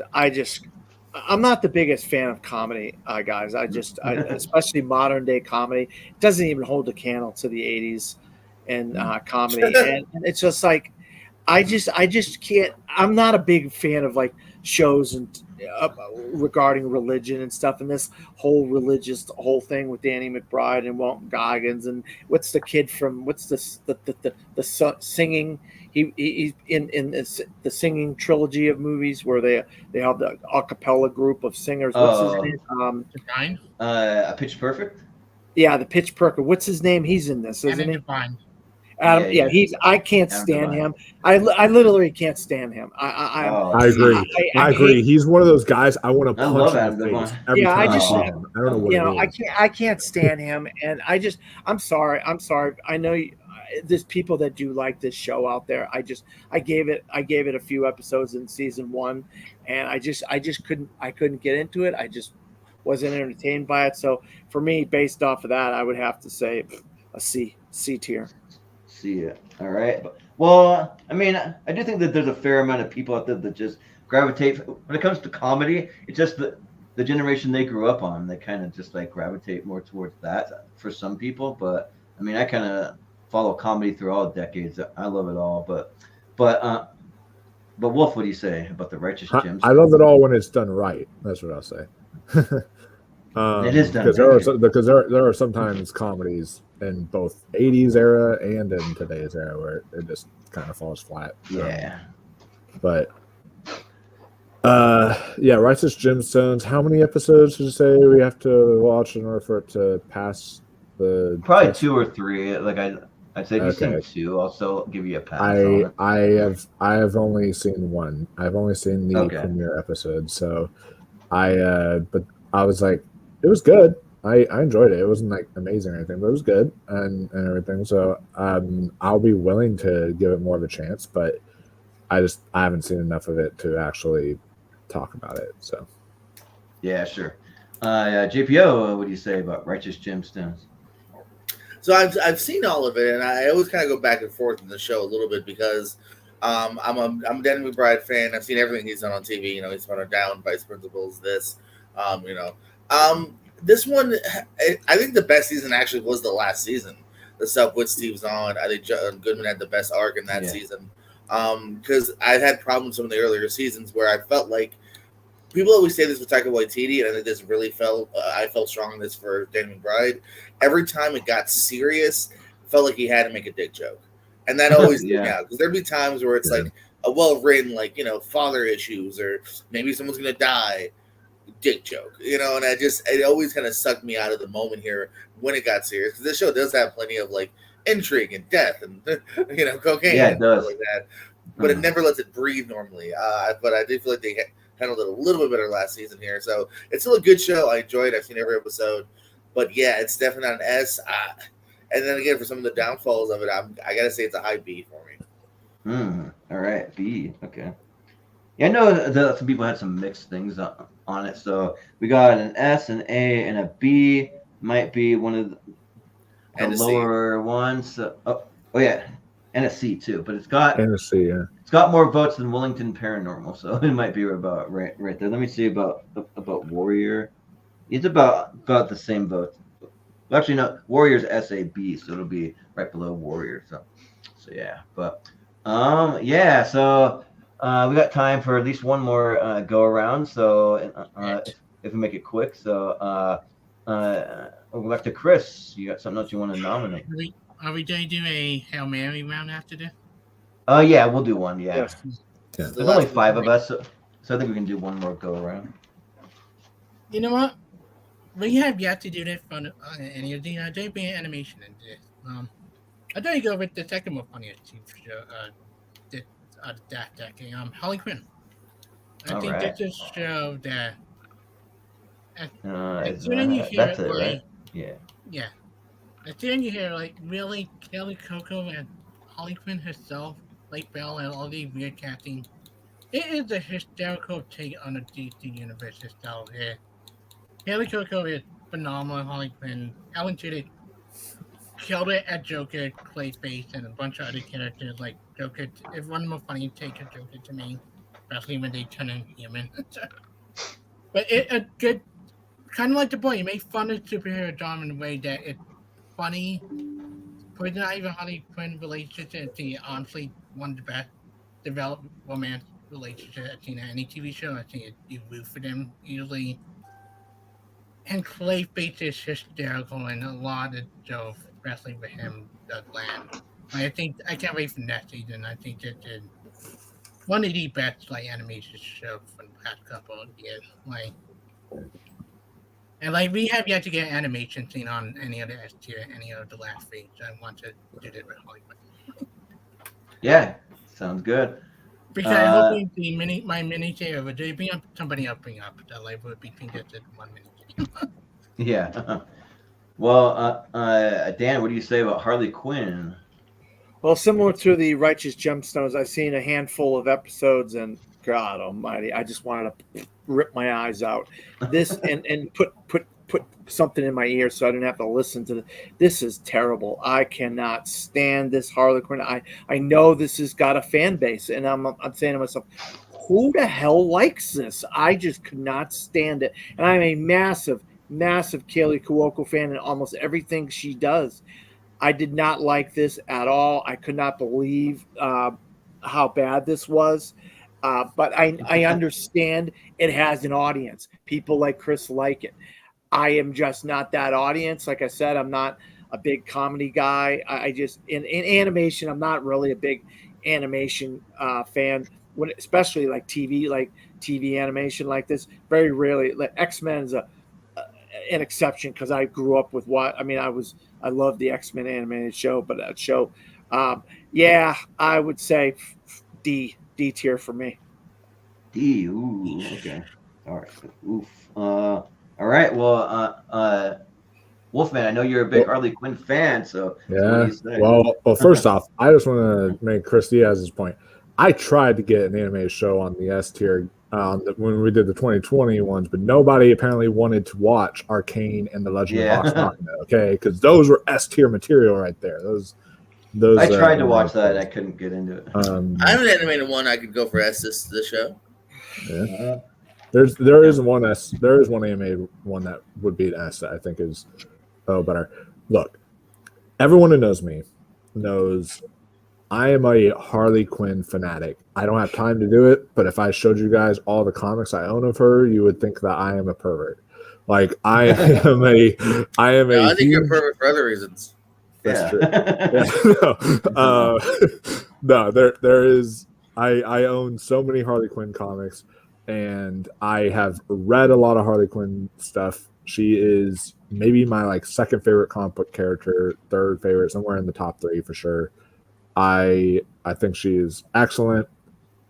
However, I am actually not a fan of the way Kaylee Cuoco plays it. I think it is kind of annoying. I don't know. I get Harley Quinn is supposed to be ditzy and wild and all that stuff, but she also has a brokenness to her. She has this she is such a devastating character while also being that way. That's why Margot Robbie plays her perfect.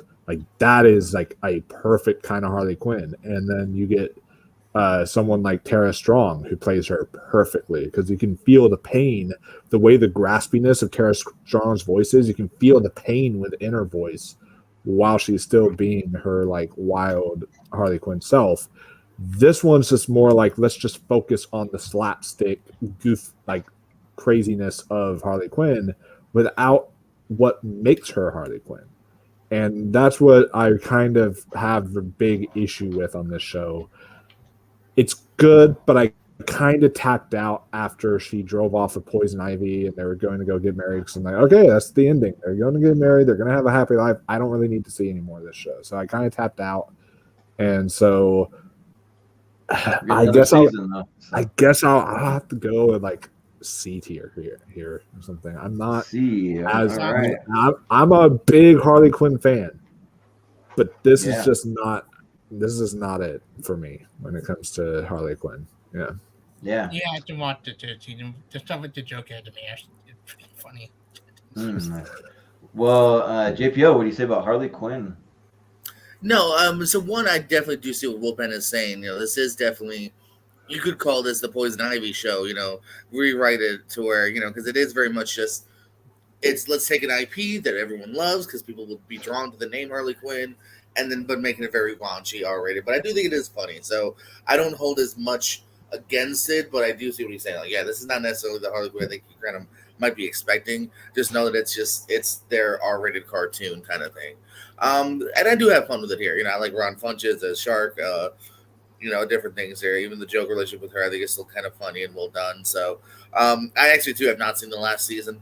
I do want to see it. Just one of those I just got to get to when I see it. So I do like it. Again, the humor sometimes I think is a bit repetitive, but I'm gonna give it a solid B. It is a good show. All right. So we got a B. So we got an S, a B, C, D. So it'll probably be the lowest on the thing, probably, I think. But Jordan? Let's leave it on the A tier, though. I think that's fine. Yeah, you skipped yourself, Jordan. Oh yeah, sorry. Well, I haven't seen it, so it's really not going to make much of a difference. So I just haven't gotten around to it. So I mean, maybe I might check it out. I don't know. I'm not like running out to see it. So between this and 2 other superhero R-rated stuff, but that might be safe for him. Yeah, but we'll go to Dan. You got one more you want to nominate? I go back as a child, and I saw The Empire Strikes Back in theaters when I was 6 years old, and it's one of the most gut-wrenching experience of my entire life. It really affected me. One of the things that affected me as a film fan, and that ending of that show that movie really gave me a punch in the face as a 6-year-old. And so I'm very, very skeptical about Star Wars. Just because I like Star Wars, every Star Wars thing is the greatest thing since sliced bread. I just saw The Acolyte. I gave it 2 stars, saw 4 episodes. It's not Talk good. to Chris Scott about that. He'll give every Star Wars thing a I 5 out of don't 5. just give every Star Wars thing a pass. That being said, one of the best Star Wars things I have ever seen is The Mandalorian. And The Mandalorian, the first 2 seasons of The Mandalorian are incredible. It's on that lone wolf and cub level. It's on that just that and we've been seeing a lot of things rip off Lone Wolf and Cub lately. The Last of Us. There's so many things are ripping off Lone Wolf and Cub, but one of the best ones that has done it great is The Mandalorian. I mean, Pedro Pascal is amazing in the show. I love how they explore the lore of the Mandalorians going to the planet with Katie Sackhoff, and then you got Sasha Banks in there, and then you got a great villain with, once again, Giancarlo Esposito's fantastic in there, and then you get throwing Boba Fett shows up, and I just love this, especially the first 2 seasons. The 3rd season's good, but it's not on the level of the first 2. I love it how he fights monsters. You don't know what kind of monster he's going to fight from episode to episode, what creatures, what threats he's going to face, and just the funny stuff, the stuff involving Grogu, the little guy, the little Yoda guy. I mean, if you don't like Mandalorian, you just don't have a heart, because I think it's a show that really you have to have a heart. You have to show some love for something that's a father and son kind of deal. He ends up with this kid, and he has to be a father to this child,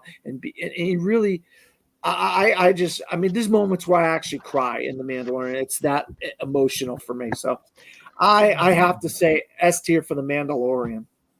Yeah, sounds good. Wolf, what do you say about The Mandalorian?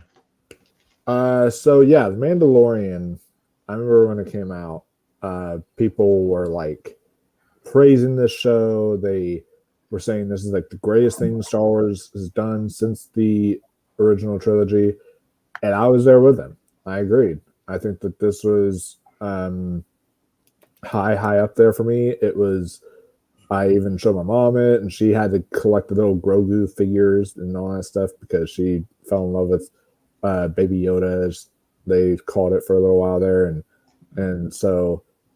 Yeah, and it has that like kind of, it's funny I'm making this comparison because Pedro Pascal played Joel in The Last of Us, but it has kind of like a, something like that, like a Last of Us feel. Like he doesn't want to take in this little kid, but he has to kind of take care of the little kid regardless, and kind of starts to grow a relationship with this child. So here's the thing. I love The Mandalorian, but I really did not like season 3. I thought season 3 was a massive step down in quality. Like, it just was not good to me. And so because of that, I'm trying to see if I judge it based on the 2 seasons alone, I'll still give it a low A, because the first 2 seasons are really good. Like, those are high A tier or low S tier for me, but season 3 just drags it down drastically. So I will have to say like an A still, but yeah. Yeah, sure.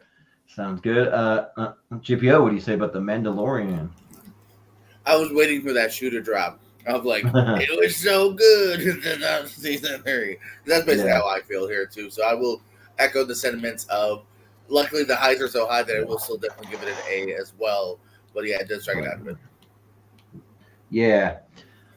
For me, like, I love almost everything about The Mandalorian. I think The Mandalorian is freaking great, and especially Grogu. Like that might be my favorite Star Wars character. Like if you look around my room, I have Grogu's over here, I have Grogu's over there, I have more back there that you can see, and it's just like that character. Every single second that little baby like Yoda, Grogu, or whatever it is on screen. It's just like pure joy and happiness. You just see him smiling. You see him just like eating little cookies or like eat frogs or like doing a little thing. And then I can't remember if we got to see him with like a bounty hunter helmet. I don't know if we did, but I want to see that.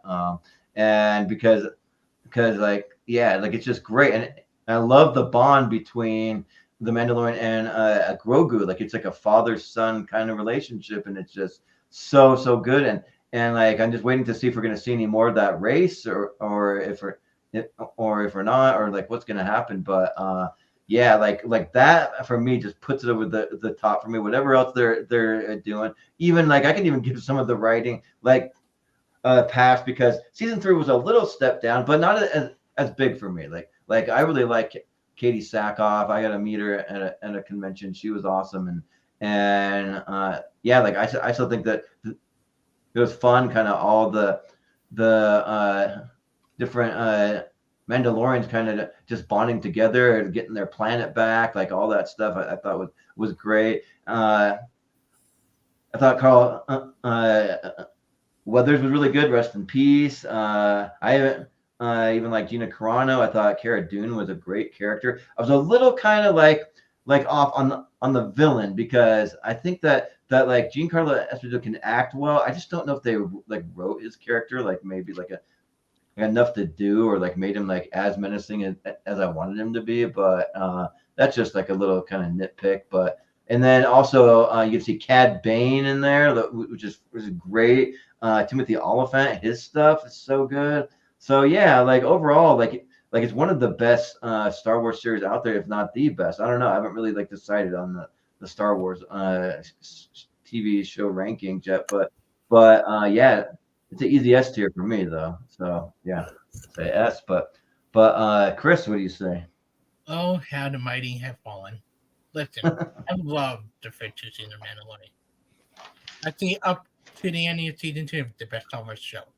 Season 3 freaking suck ass. Like, it is a step down from season 1 and 2. The Japan episode, we should never talk about ever again.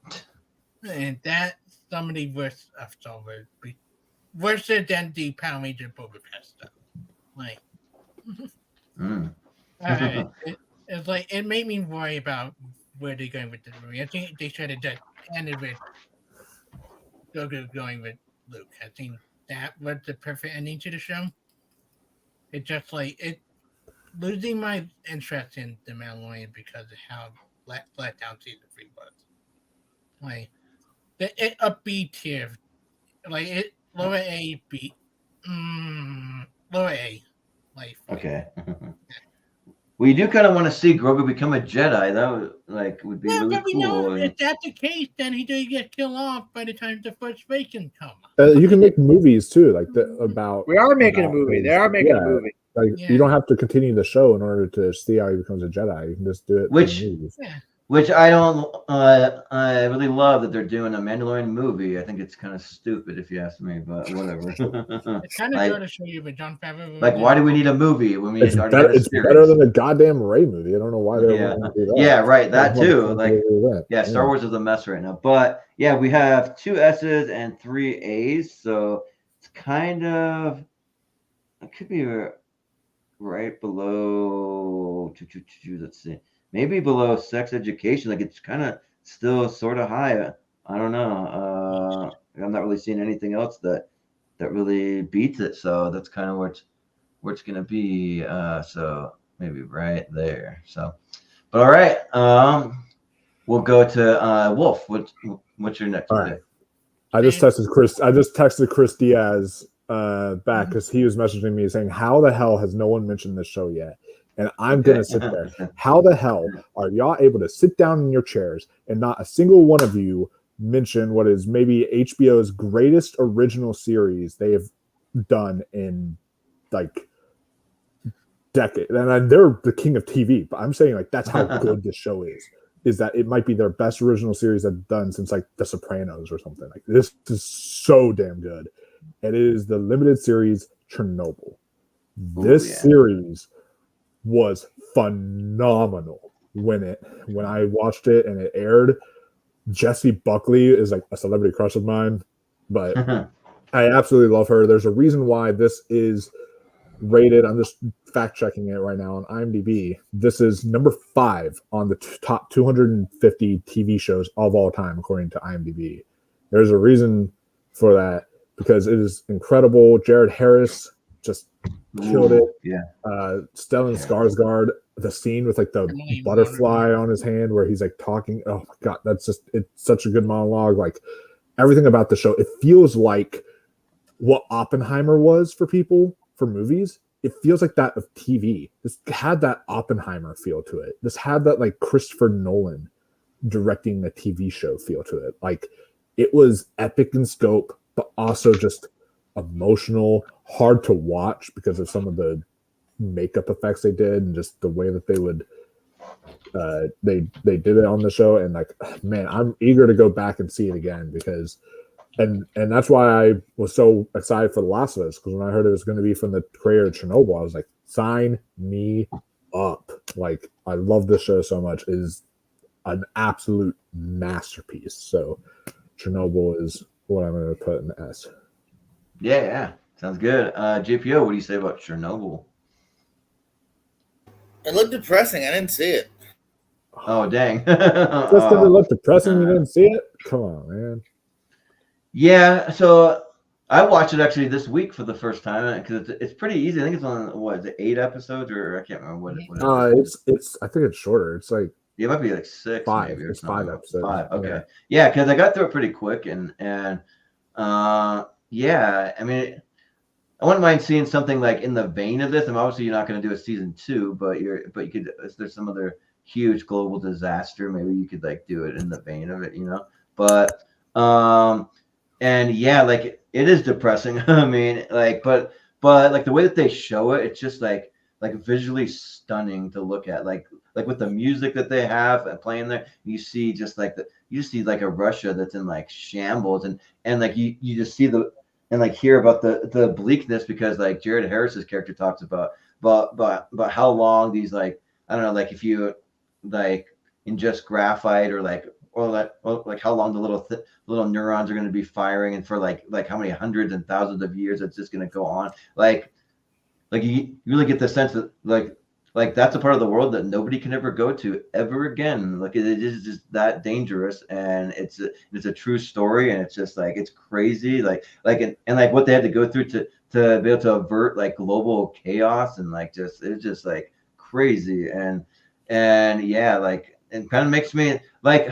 I mean, I support, like, I don't want to get into politics, but I do support like nuclear power. But at the same time, if it goes wrong, though, it can be like absolutely like can like destroy like countries and world, almost the world kind of thing. And you really see the heaviness, and like you see like what people have to go through, and the suffering and the pain that these people went through. That's way worse than like Hiroshima, like. And the bombs were like I dropped on Japan like hundreds of times worse than that. It's crazy, like, but the only thing that like doesn't put it like to the top of S tier, like I will say S, it may be a little lower for me on S because it is so depressing, and you just feel like sad and depressed the whole time. You don't. There's nothing that makes you want to be happy. I'm like watching this thing, but it is like great. Okay, then powerful. I guess The Last of Us isn't that great of a video game. You feel depressed almost the whole time while you're watching. Yeah, but at least there's like some relationships, things that like you can kind of connect with, and here it's like they're all gonna die. Like just kind of just like sad, but also say S. I mean, so yeah. But Chris, what do you say? Yeah, this was a thing I would like somebody to bring up eventually. I don't have to bring it up. I love this show. This is the best HBO miniseries for me. So this was one of like, holy freaking shit by the end of it. We mentioned Raw Harris, we mentioned Stellan Skarsgård. I had to mention Emily Watson. The three of them together give phenomenal performance on the show. Like Emily Watson, one of the more underrated actresses is out there. It's phenomenal. It's creepy. It's scary. Nice little touch up later on. You got one of the scientists show up and they MS Stellan Skarsgård saying some of the like they do interesting in it at Chernobyl too. I love this show. This is the most haunting thing I've ever seen in the last couple of years. Like I was shocked. I was disturbed. I couldn't get sleep afterward at that point because of the Yeah, imagery. right. This is why we got The Last of Us. If we didn't have this show, we would have got the creator doing The Last of Us. Like, like I can't wait to see what they do next. Like, I don't know if HBO ever would top this ever. Yeah, high S tier for me. Like, Yeah. Well, Dan, what do you say about Chernobyl? Yeah, I was debating whether I was going to do The Mandalorian or Chernobyl, and I just chose to do The Mandalorian instead. Thank God Wolfman was able to do the Chernobyl. I think this is a phenomenal series. I think everything what Chris and Wolfman and you, Jordan, have already said is. I agree 100% what you guys have already said. This is one of the best series I've ever seen in my entire life, and I've been watching a lot of television and a lot of shows on HBO. It's one of the most gorgeous looking things I've ever seen. It's got a grittiness, a dirtiness, a griminess, a realistic look to it. I grew up during when this happened. I was like 12 or 13 years old when this happened. It was all over the news. It was a major news event when I was a young either a teenager or just an older like toddler or whatever you want to call it. And this is a huge event in my lifetime when I was a kid. And when I saw that this was coming to as a series, I was like, oh, I got to watch this. And I binge watched the whole thing. I watched as fast as I could. However means I could watch it. I watched it because I just was like, I got to watch this. And every episode got me into it more and more and more. Definitely massive S tier for me. I'm glad Wolfman was able to get it in there. Oh, yeah.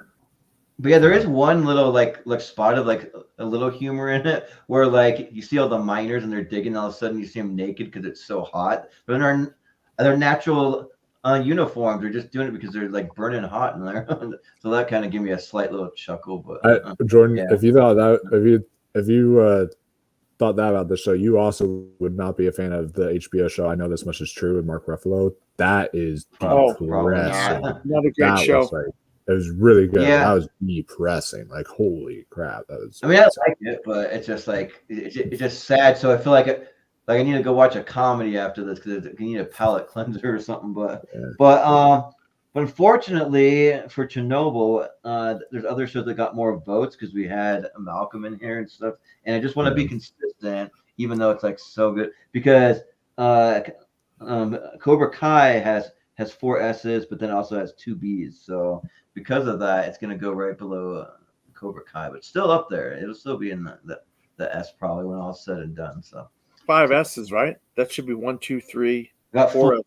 Oh, 4 yeah. because JPO hasn't seen it. Yeah, got it. So, Got it.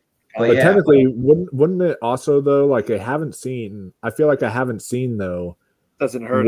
Wouldn't really hurt it. While 2 B's, I feel like is like would hurt. Yeah, but it's more votes though. Yeah, that's the thing. Yeah, mathematically, though, I don't know. Yeah, so that's just kind of how we've always done it. So we'll just keep it that way. But all right, no problem. But we'll go to JPO. What do you want to nominate? All right, stick with Don't Move Anymore. Number 3, let's go Afterlife with Ricky Gervais. Right. Definitely, to me, kind of the epitome of a dramedy here because, again, you hear Ricky Gervais, you might assume comedy based on, The Office or Extras. But this is definitely leaning towards also the drama as well. This is a guy who has lost the love of his life, his wife, and while he's not necessarily maybe going to kill himself, he's kind of has this superpower that just doesn't care anymore. You know what I mean? And that's what he calls it. It's his little superpower because he's just kind of done with life and to let people know how he thinks and whatnot. And it gets really emotional at times. It can potentially hit home. I know it did for me a little bit here, but the loss of one, kind of trying to pick up your life and continue after that when some of the major people in your life are gone. And it's just extremely well handled. It doesn't bat an eye. It's really good. Yeah, sounds good. Yeah, when Wolfer. Earlier you were saying Matt Berry was maybe the greatest British comedian a couple other guys came to mind, and one of them was Ricky Gervais. I'm like, well, like he's up there, or the people like Jimmy Carr or stuff like that. But like they're all great though. The only problem for me is that I haven't seen Afterlife. So for as much as that I love Ricky Gervais, and I've seen every other show he's done, but this, I need to see this one. So because yeah, I'm sure it's great. So I'll just have to abstain. But Chris, what do you say? I also had not seen Afterlife. Even though I love Ricky Gervais, my mom loved this show. Just had time to watch it. Yeah. Dan, what do you say? You seen it? Yeah, I have not seen this. Ooh, Never even heard of it. Oh wow. Okay. Wolf, have you seen it? Yeah, I'm a big Ricky Gervais fan. Now, I haven't seen seasons 2 and 3 yet because it has the same issue that Hacks did for me, where after you finish season 1, I kind of felt like they didn't make it enough to set up for a season 2. Like, he had redemption. He became that person his wife wanted him to be. He started giving gifts out to people. He started being the better man. He finds this new girl and he starts walking off into the sunset with her, living a happy life. I'm like, this is the end.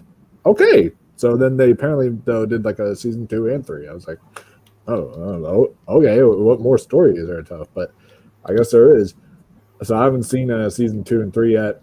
Might get around to it, might not. But I do really love Ricky Gervais. He's great. Yeah, it is a really good show.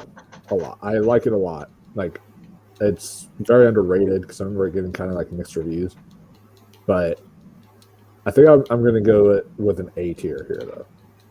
Yeah. Okay, yeah, that's fair.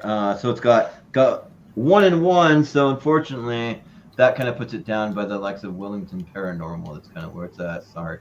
So it's on par with that. So, yeah, and then it'll be me next for my last nomination before the Hail Mary round. And I want to go with one that surprised me so much that like people would wonder like why I could ever vote for it. But maybe you'll understand. I mean, don't say Batwoman. Depending what it is. No. So I want to go with a period piece because of course you know me and period pieces I don't really like them. But one of the ones that just blew me away. I want to talk about Dickinson. So that show to me just like blew me away because of the style that it is. If you take a period piece and you add humor, you add like hot chicks making out like this show has. It has like just like some really great like drama, but it's based on like a true story still, and it's still like just got like romance. It's got like just a lot of like things. Like I just love the music too. Like you throw in some rap music, you throw in some like stuff that maybe some people might take them out of it. I like the way that it was done though. I don't always love when they add modern music to period pieces, but for this one, it actually worked really, really well. I love the cinematography. I think that like all of that's great, and like yeah, like there's a lot to learn about Emily Dickinson here because like she's one of the greatest poets we ever had, but her stuff was famously not published, and after she died, they found all of her poems and everything, and I just love that she's like pulling pranks and she's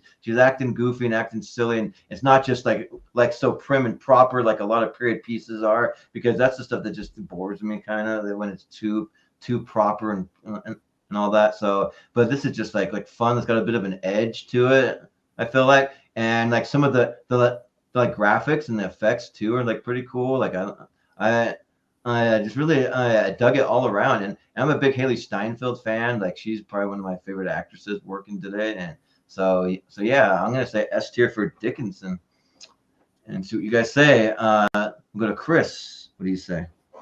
I've been meaning to get to watch this. I love Haley Steinfeld, and been hearing good things from people about it. I just haven't seen it yet. Okay, that's fair. Dan, what do you say? Yeah, I've had these screeners in my inbox for forever and ever, and I just, for whatever reason, I haven't gravitated toward it. I've had people tell me this is really good, and I'm another one that does like Haley Steinfeld. I should get on Dickinson. I just haven't done it, unfortunately. And I do like period piece shows similar to this, movies and stuff like that, like authors from like 100, 200 years ago, stuff like that. I love that type of thing. and I just, for whatever reason, I just hadn't got onto it, and I just, like I said, is so many shows, it's hard to watch everything. Oh yeah. Well, I will say though that it has some stuff for like the people who like it more like silly and kind of goofy, but then it has stuff for people that do like it serious. It does have some proper stuff, but Yeah. and also some of the like people that I forgot to I mentioned I want to do quickly. I'll make it quick, but like you throw in like Jane Krakowski, like she's pretty good at as the mom. You got Wiz Khalifa in there as like a guy in a period piece that's just like kind of wild. And then like there's some guest stars. There's like Ayu Edebiri shows up as one of the actors in it. And there's a few kind of like recognizable character actors. You got like Jason Mantzoukas shows up, Nick Kroll. You got some fun people in there, John Mulaney. So yeah, but Wolfman, what do you say? Yeah, and someone else who you have in there is Ella Hunt, who y'all may not fully recognize, but she was in one of the most underrated and one of my favorite zombie movies ever, which is Anna and the Apocalypse. I freaking love that movie. Ooh. She's the lead in that. So, but yeah, Dickinson. So I kind of have to prioritize seeing Haley Steinfeld stuff because I've told people this before, but I actually used to know her before her True Grit days when we were like really, really young kids. Oh yeah, that's right. Yeah.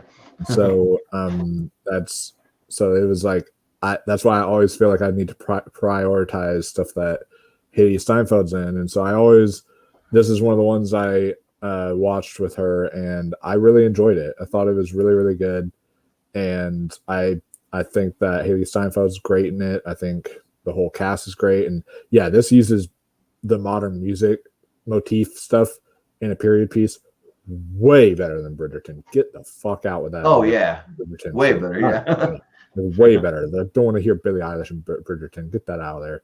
You know, like this type of stuff, it works way better. So, I'm with you. So I think I'll still go like a high A here, but I really do like it a lot though. It's a really good show. So yeah. Well, JPO, if you're there, have you? JPO, can you hear us? Have you seen Dickinson? If you're there, because we kind of need you. I have not. Okay, dang. I was hoping because that's the thing that's gonna bump it out of the S tier. Because with the 1-in-1, it's down by like Afterlife and all that. Unfortunately, but like these are the things that will get me to watch a period piece and enjoy it, though. So I'll say that. But yeah, so we are now into the Hail Mary round. So how it's gonna work for anyone who's not familiar with it? We're gonna go up the ladder. Everyone's gonna nominate up to 10 or less, though.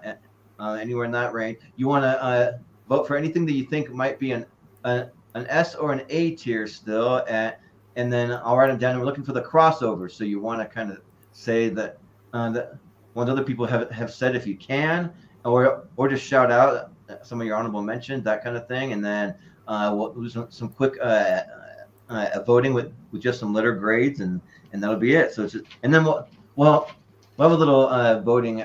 Like to rearrange some of the top 10 and that kind of thing in a minute, but yeah, just kind of give it a quick look over the list. The full list is in our for everyone on the show. It is in our group chat or for Facebook Messenger. But if you want to take a little look, but whenever anyone's ready, I can get your shows. If you, I'm good whenever you want me. I'm good too. Yeah, here I'll mix it up. We'll go to JPO. What do you want to nominate? Alrighty, Pen 15. And just give me a second to write them down. Yeah, that's why I paused. Yeah. Okay. The other two. All right. The other two. Okay. Here's just some animation. Love, Death, and Robots. Ooh. Okay. Love, Death, Robots. Okay. Doom Patrol. All right. Doom Patrol. All right. Jordan Anderson. Get it? You. Okay. Right. You. All right. Okay. Good girls. All right. Good girls. Okay. Kidding. Kidding. All right. Russian doll. Okay. Russian doll. All right. When they see us. Okay. When they see us. Okay. And then finally, dead to me. All right. Dead to me. All right. Cool. All right. Maybe we'll go to Chris. You said that you were ready with some. Yeah, I have 10. Okay. Mommy, Okay. Rami. Okay. Russian doll, Russian doll. sharp object, Sharp objects.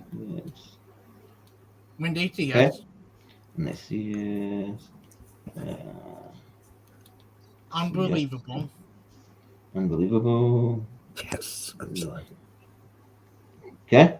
Doom Patrol, Doom Patrol. the Okay. umbrella, the Umbrella Academy, especially for this last Umbrella. season. Okay. Watchmen, Okay. Watchmen. Okay. his dark material, His material. Okay.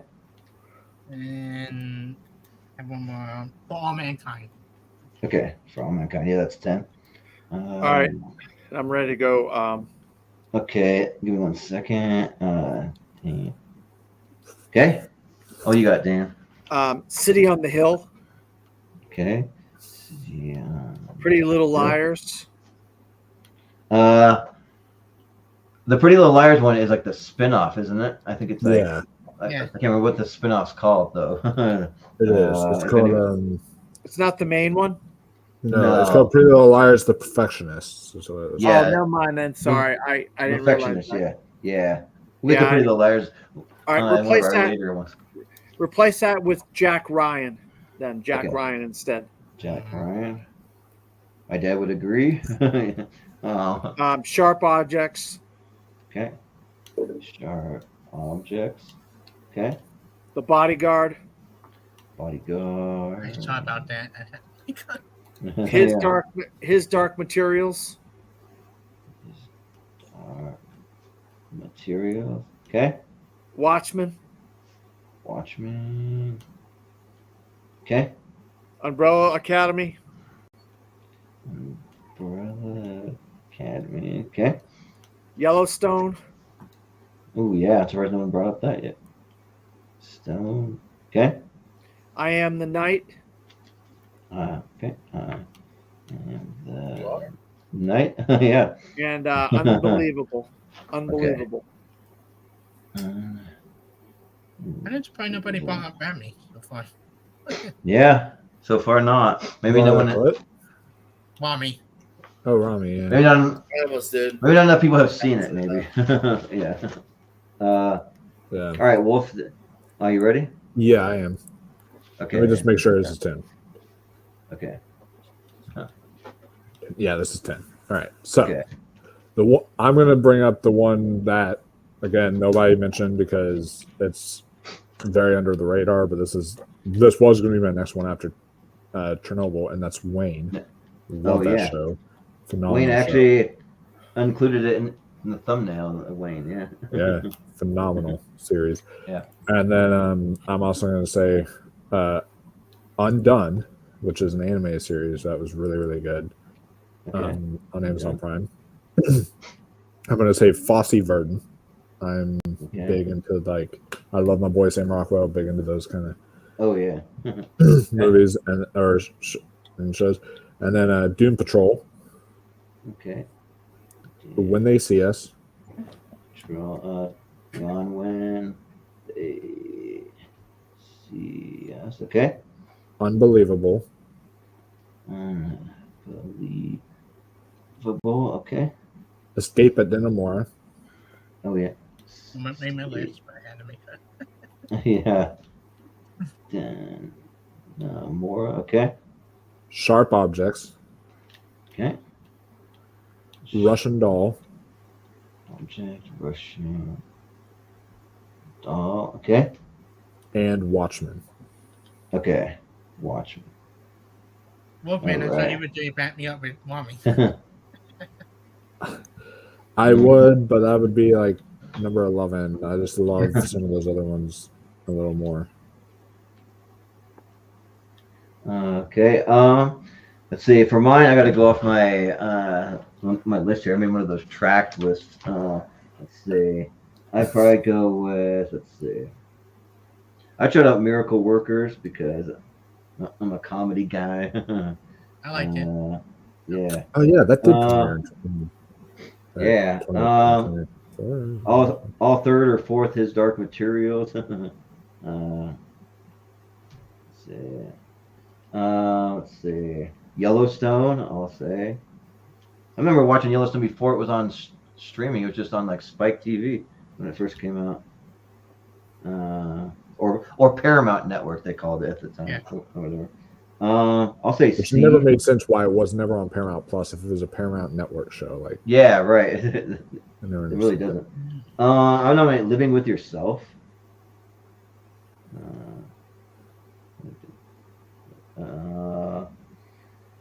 And that might be about all. I don't know. There's a couple of these that no one really said. I'm not gonna take time to write down, but I would have said Creep Show. That was pretty good.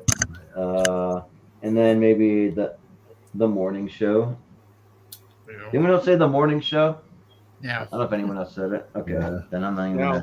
gonna bother to write it down. Yeah, But just give me a minute or so to mark down all the crossovers. You can talk amongst yourselves, whatever you want to do. Yeah. Just give me a second. Yeah, I thought about bringing up mommy in earlier, just like that one of my favorite Hulu show.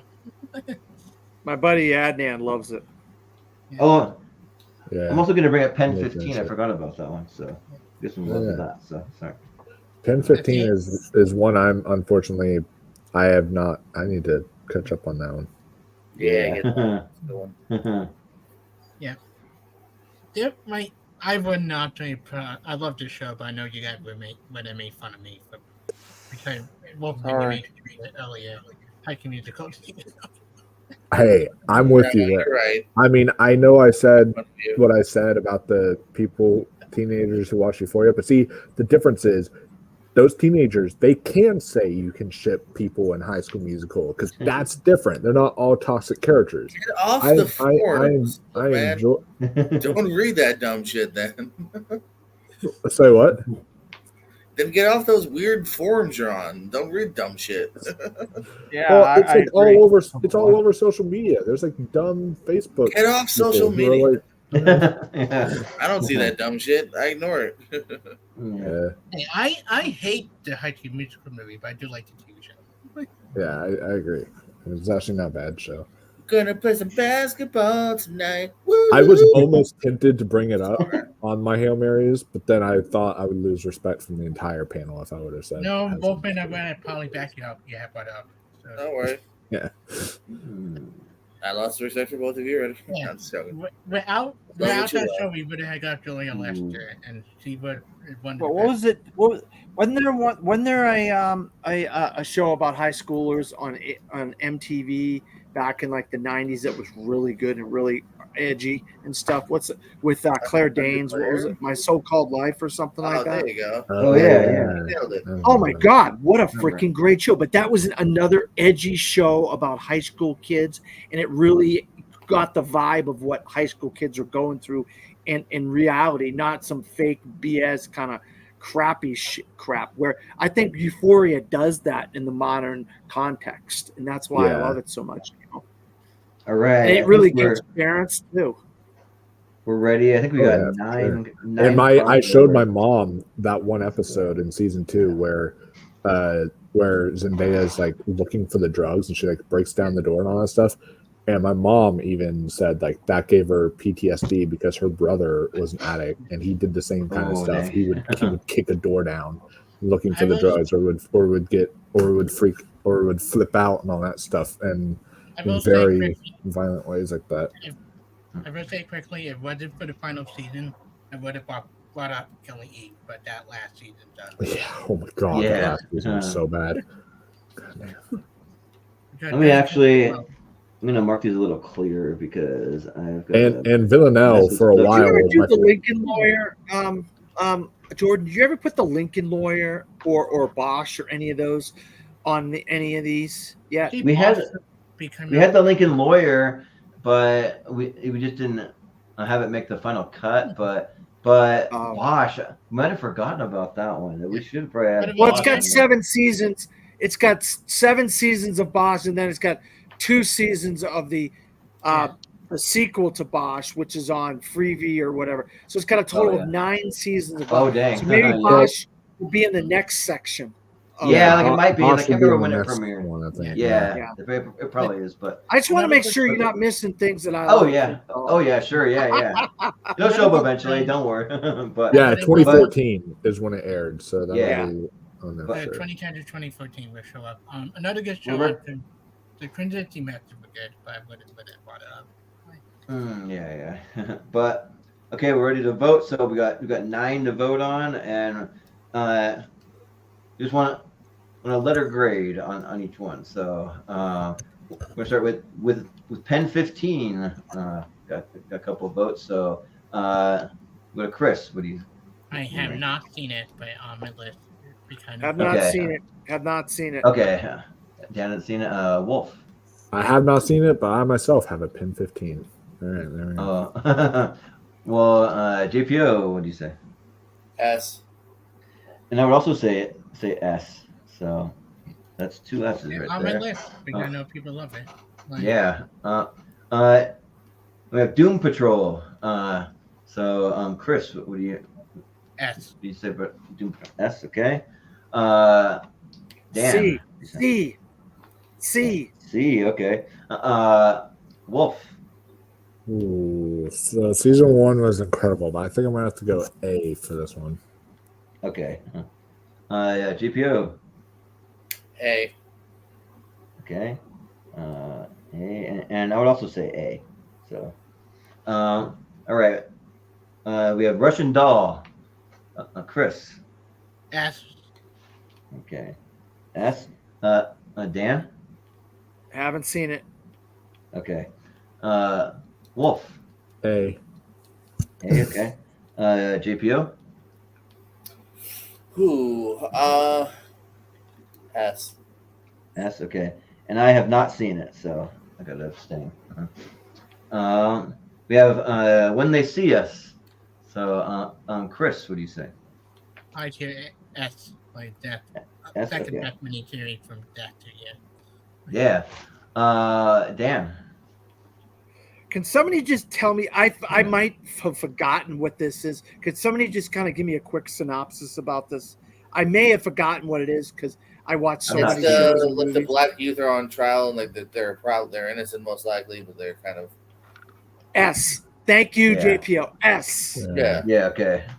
Phenomenal. S, okay. Oh God. Wolf. Joshua what do you say? Jackson. Agreed. Yeah. No, if it was not for Chernobyl, this would have been the best miniseries that year. It was so good. So Yeah. definitely S. Yeah. JPO. Yeah, I saw a good miniseries. S. Yeah. And I've not seen it, so I'm gonna abstain. Okay, we have Sharp Objects. Chris, what do you say? A. A. Okay. Dan. A. Okay. A. Wolf. Sharp begins with an S. That's why I'm going to give it an A. I'm sorry, I can't give it up this time. I can't because it's You say A? Okay. All right. That's fine. JPO. I'm back to not seeing a good miniseries. I haven't seen it. Yeah. I also haven't seen it, so we'll get 3 Yeah, A's. Dogs miniseries, but it won an Yeah. Emmy for best performance. That's what I've heard, yeah. But we have Umbrella Academy. Chris. So for the last 2 seasons alone, S. Okay. S. Dan. A. Okay. A. Wolf. I'll go A as well. Okay. A. JPO. A. and I have not seen it. So First I'll abstain on season that one, is but- You wouldn't like it because there's a talking monkey in it. There you go. well, it depends how they do it. I don't know. A lot of But- craziness in there, Jordan. A lot of craziness. yeah, but I season like one is the good, crazy but stuff. like when you get into season 2, that when it really go up. Yeah. But we have the Watchmen. Chris, what do you say? I don't get to hate for this. That's tier for me. Yeah. S. S. Dan. Yeah. S. Okay. Wolf. Huge Watchmen fan. S. Yeah. Yeah. GPO. B. B. Okay. All right. Because I'm gonna say S. So I think that's phenomenal. Yeah, I think it's on par with the movie. So, but we have His Dark Materials. So, Chris, what do you say? A. Okay. A. Dan. S. Okay. Wolf. Seen one episode. So Okay, that's fair. GPO. What are we talking about? For His Dark Materials. Oh, pass. Haven't seen. Okay, and I'm gonna say S. Yeah. I think it's Around great, so. Brenner Afton is kind of bizarre on the show. Daphne Keene. I'm all in on Daphne Keene, but I still haven't seen The Acolyte because I was watching stuff for this, so I'll watch it tomorrow. But let's see what else we got. We got Yellowstone. Chris. I've seen all the spin-off shows, but I have not seen this, so pass. Okay. Yeah, a lot of people that have done that. Yeah. Dan. S. Okay. Wolf. I hear it gets better after season 1, but I'm only 3 episodes into season 1, and it's like a B right now for me. Yeah, it does get like way better. Yeah. GPO. I'm gonna. Yellowstone. I haven't seen it. Okay. I'll say S, but yeah, that season 1, like it takes a minute for me to get into it, and then it becomes an S. So I'll still say S though. And then we have Unbelievable. Chris. Catherine Devers should have won an Emmy for this. S tier. S. Yeah. Okay. Definitely S. Okay. GPO. I don't even know what this is. Oh, it's on Netflix. So JPO, good. trust me. Okay. Watch Caitlin, it. It's if you're a amazing. Caitlin Deaver and Tony Collette fan, then I'm starting to Edith picture it. Allen. Okay. It's a rape story where she gets raped and they investigate the rape. Yeah. I like that they People didn't don't tell me believe what it her. was. Then I was into it before you. Yeah. Right. Oh, Jordan. Well, it's not a spoiler. I mean, it is what it's about. But for me, like weirdly, I'm gonna say A because I've known people who have gone through this, and that's not how they investigate it. They don't investigate rapes like that with the whole trial like that and all that. That's not accurate. So I'm gonna say A. So most of the time, it's just hard for them to get evidence. So, but anyways, yeah. So that'll do it. So let's see. Now I'm gonna quickly go through it. So Pen 15, we had 2 S's. So let me just double check where that's gonna put it Anyway, as. a quick love because we never brought up Pennyverse is actually a pretty decent TV show. Wait, which one? Pennyverse. Oh yeah, Pennyworth. Oh yeah. It'll be by.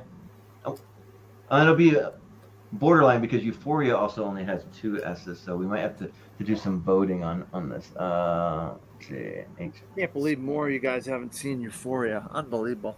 Pen 15. I've gone through that. Especially considering it's one of the biggest shows on TV.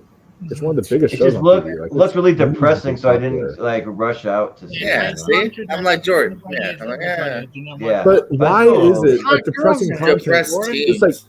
but even if hot girls something's having depressing sex. doesn't make it bad. Yeah, right. Like No. I didn't say I didn't see certain scenes. Yeah, I right. just haven't seen the full episode. Ah. There's a difference. So, Doom Patrol had an S, 3 A's, and a C. So let me just see. It's I don't know if it's really gonna go that high, but shows that got a lot. and the I don't know. It'll be controversy of somewhere the play in is kind of dumb too. It'll be somewhere in the in the A tier for Doom Patrol. I'll just throw it up there for the aesthetics of it. Say Doom. I just suddenly started watching For All Mankind. Right there. Yeah, I forgot the name of that. I once It you could guys make honorable mention. once you guys described that one show about the Right above Righteous Gemstones.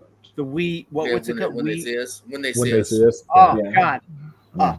It just sometimes these names are just so generic. You I forget know, You know, yeah. I'll admit sometimes it takes me to look at the poster. I'm like, oh yeah, I saw this.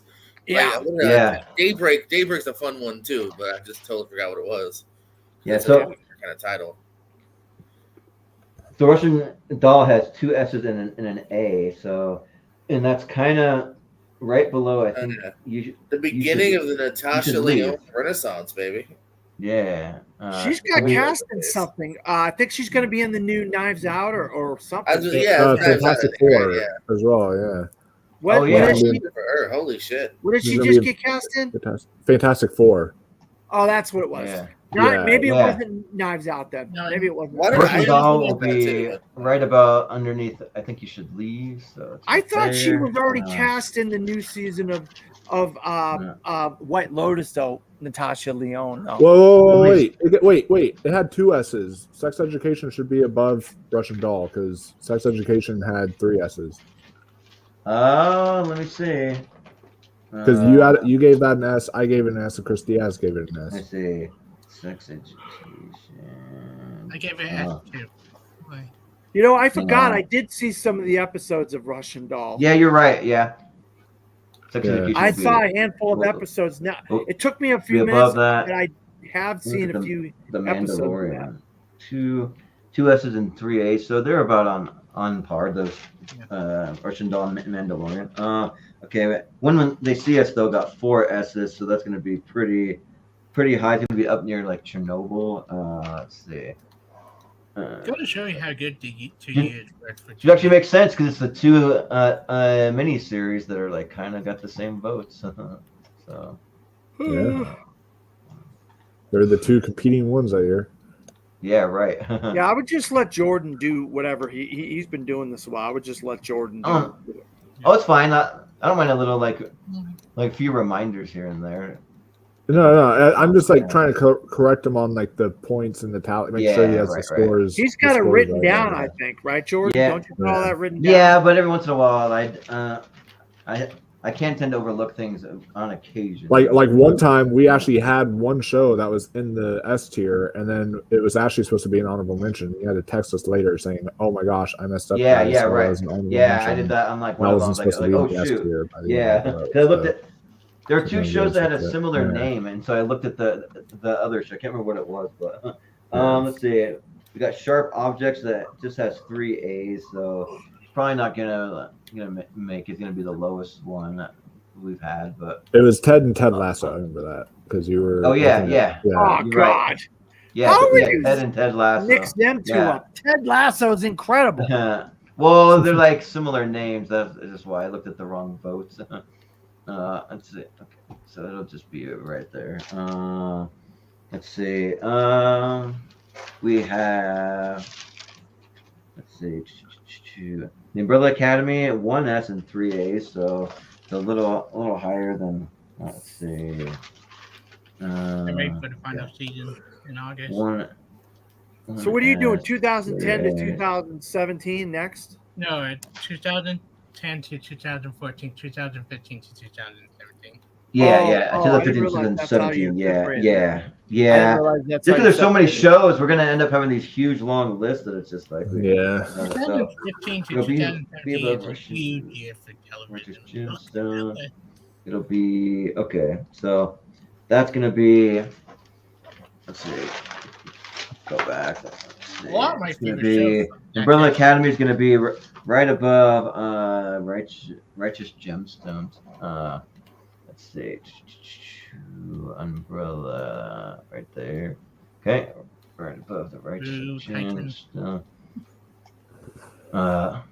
Yeah, I started out with Titan before I went to Doom Patrol. I'm like, I don't know about this DC little universe they're making. I was like, but I guess Doom Patrol was like way better.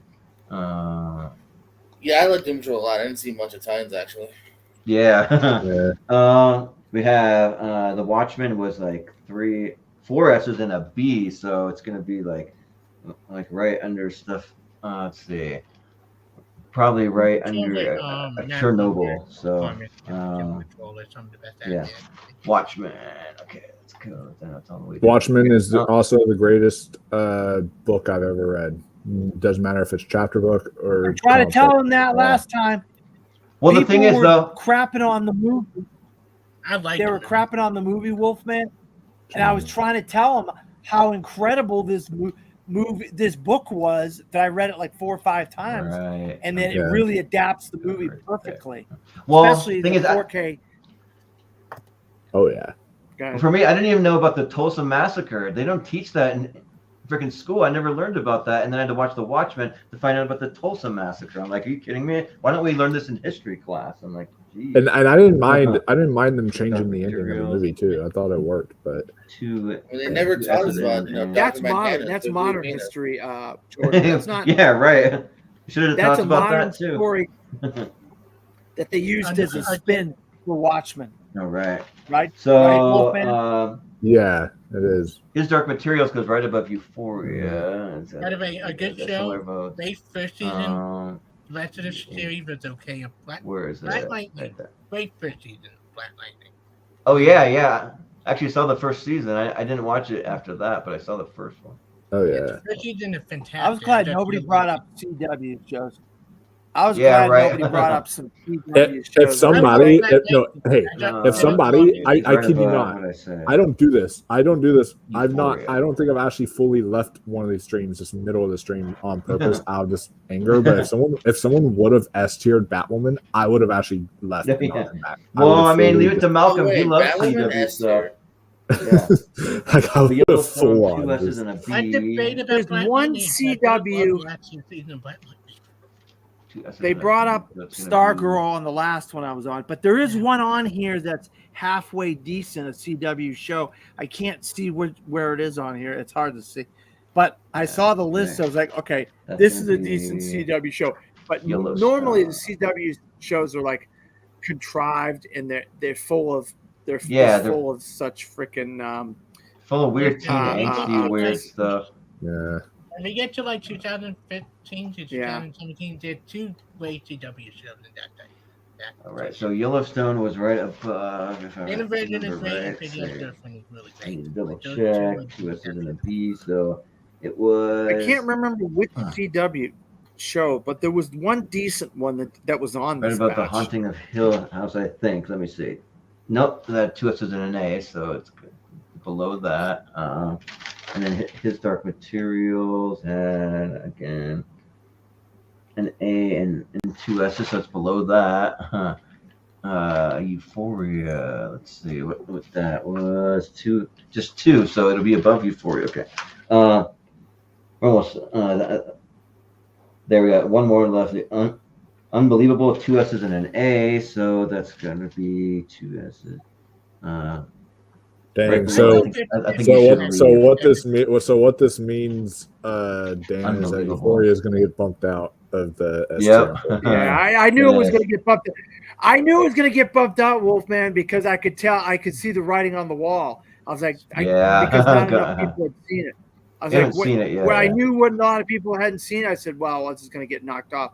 And it looks like a very stylized show too, and I don't love things that are like weirdly stylized. I don't know. I just kind of. Oh God! It's even though you just said you love Dickinson because of rap music.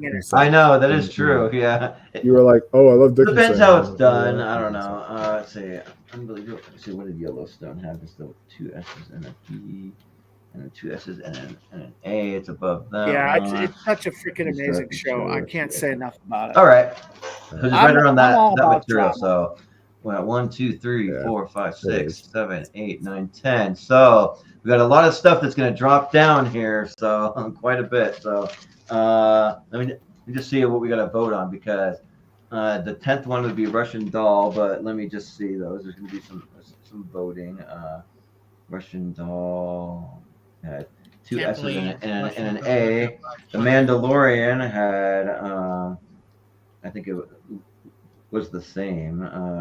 No, 2 S's and 3 A's. So actually, Mandalorian higher than Russian Doll, but so I actually think these are going to be your top 10, or from the boys all the way to the Mandalorian are going to be the top 10. But we will be doing a little voting within that. So sorry guys, this is just how it goes. 10, 15 down. Like the Mandalorian. Euphoria down to A. Yellowstone. Unbelievable. That's unbelievable, guys. Succession. Wow. That is a travesty. Y'all The are Haunting just, of Hill House down. Sorry. Travesty by Haunting Hill House being down. And it's also that's also a travesty. And also Russian Doll, because all those 10 got more votes and higher votes. So that's but at least Succession and Haunting of Hill House are honorable mentions. So they probably will be. Let me just double check though really quick, because I gotta see what some of these votes are. So Russian Doll had 2 S's and an A. Then giving Mandalorian. Haunting of Hill House also 2 S's and an A. Succession only 2 S's, so it's gonna stay below those 2. And His Dark Materials. Let me just see.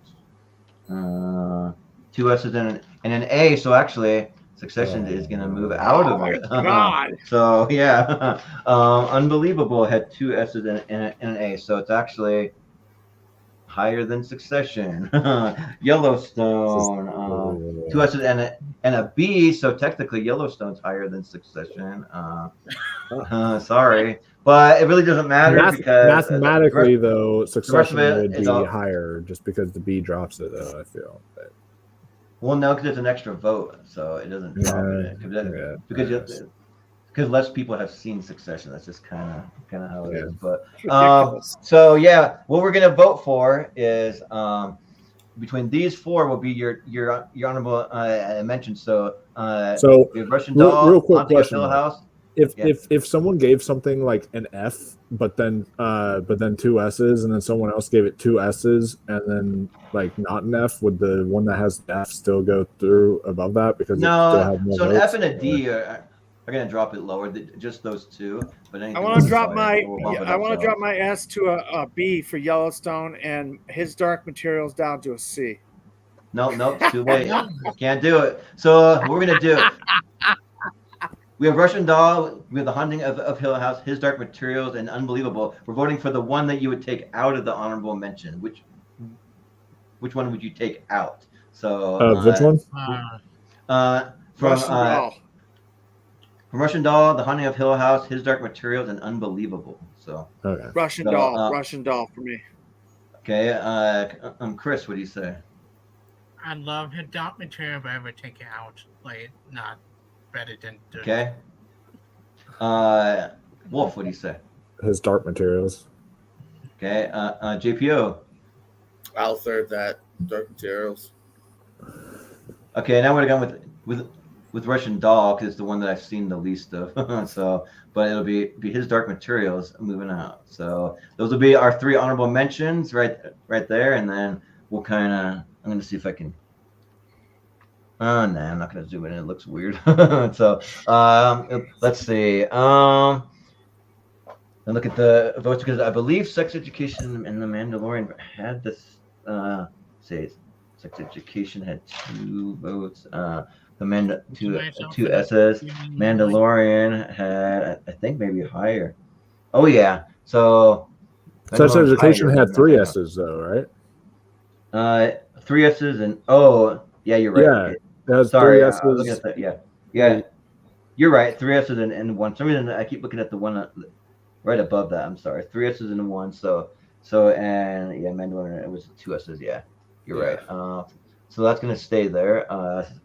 So that's 3 and 1 for that. I think you should leave 2, 1, and 1. So technically, Sex Education has more S votes. So that's why I'm gonna move it up. So, and then Watchmen, 4 S's. So I think Sex Education is actually gonna stay right there. 4 S's and a B for Watchmen. Chernobyl, 4 S's. So Watchmen's going to stay where it's at. Chernobyl had 4, and I believe When They See Us had 4 S's too, I think. So we'll have to vote there. That's 4. And then Cobra Kai had 4 plus 2 B's though. So that actually stays higher. Let's see what we do in the shadows. That's 5. So that's like a near unanimous, missing whoever didn't see it. Was it Malcolm, or I can't remember if we didn't see it, but we did in the shadows also had 5. Or Barry had 5, and then the boys had 6. So the boys will be the number 1 with a bullet. The only thing we have to vote for is what would you put higher, Chernobyl or When They See Us? That's the only thing we're gonna vote for. So Chernobyl for me. Okay, Chris. Chernobyl. Yeah. Wolf. Which one we have higher? Yeah, Chernobyl and When They See Us. Yeah, Chernobyl. Yeah. JPO. When They See Us. Okay, I'll go Chernobyl because I haven't seen the other one, so that'll just flip flop, and that'll be it. That'll be our definitive top 10 there. So these 10 will go on to the championship round to face off against shows from every other decade, every other episode that we've done, and yeah, but sad some of these didn't make it. I thought stuff like Succession, I just haven't seen it. A lot of people haven't seen it. Yellowstone, His Dark Materials, so Euphoria. So, but yeah, so I'll go ahead and I'll break it down for you guys. So just read them off. So our number 1 with a bullet was The Boys, because every single one of us had seen it and gave it an S. Then followed by Barry at number 2. What We Do in the Shadows. We got Cobra Kai, Chernobyl, and When They See Us being the mini series on there. We got Watchmen, Sex Education, I Think You Should Leave with Tim Robinson, The Mandalorian, and then our 3 honorable mentions will be Russian Doll, The Haunting of Hill House, and Unbelievable. So that's gonna do it. All right, we're there. So, all right. So there'll be a poll. I'll try and have it up tomorrow. That will be the top 10 and the 3 honorable mentioned, and the community can vote, and we'll have to have a little explaining to do. What do you want to bet that half the comments are going to be where the hell is Succession? Why is Succession? Yeah, right. Yeah, right. Yeah, they're going to say that, but just a matter of not enough people have seen it, which I do plan to watch it, and we'll see if the talking in rooms if I like it or not. So yeah, but yeah, that'll do it. So thanks guys, this was fun. Let me close it out there, and yeah. So our next TV series, we already mentioned it briefly, but it's going to be best of 2015 to 2017. I'd like to try to have the same panel back. There's a couple of people that have been asking to be on, so I'll get back to you guys with the date. Actually, I could look it up right now. Let me just tell you when that date's we'll get to talk about Better Call Saul during that time. Yeah, Better Call. We do talk about This Is Us. Which one's that? No. If someone says that hasn't seen Better Call Saul, I'll be like, yo, what? So it'll be Tuesday, July 16th. So mark that in your calendar. I have all you guys attentively on the schedule, but I've got some backups for a few people that if one of y'all can't make it, so that might be my press screening of Wolverine and X-Men, Deadpool Wolverine. Not sure yet, but just in case, I will let you know. Hey, let me know. Yeah, I got a few people. I know Chad and like Ross have been wanting to get on. Brian. Yeah, I want to keep going though. Message me and let me know what that movie is like, because I'm very. Yeah, same here. But that'll do it. So we'll just do some plugs. You can tell us what you have going on, and that'll do it. So we'll go to Chris. Where can we find you? You can find me anywhere. You can find me on my letterbox. I have my Bad Boy by the Day rating up pretty high on it. Oh, nice. Find me anywhere else. Justice for Mommy, and not a lot of people seem want me to watch it. Good show. Yeah, for sure. I'll have to check it out. So because I love Rami Youssef. He's pretty good, yeah. But and Dan, where can we find you?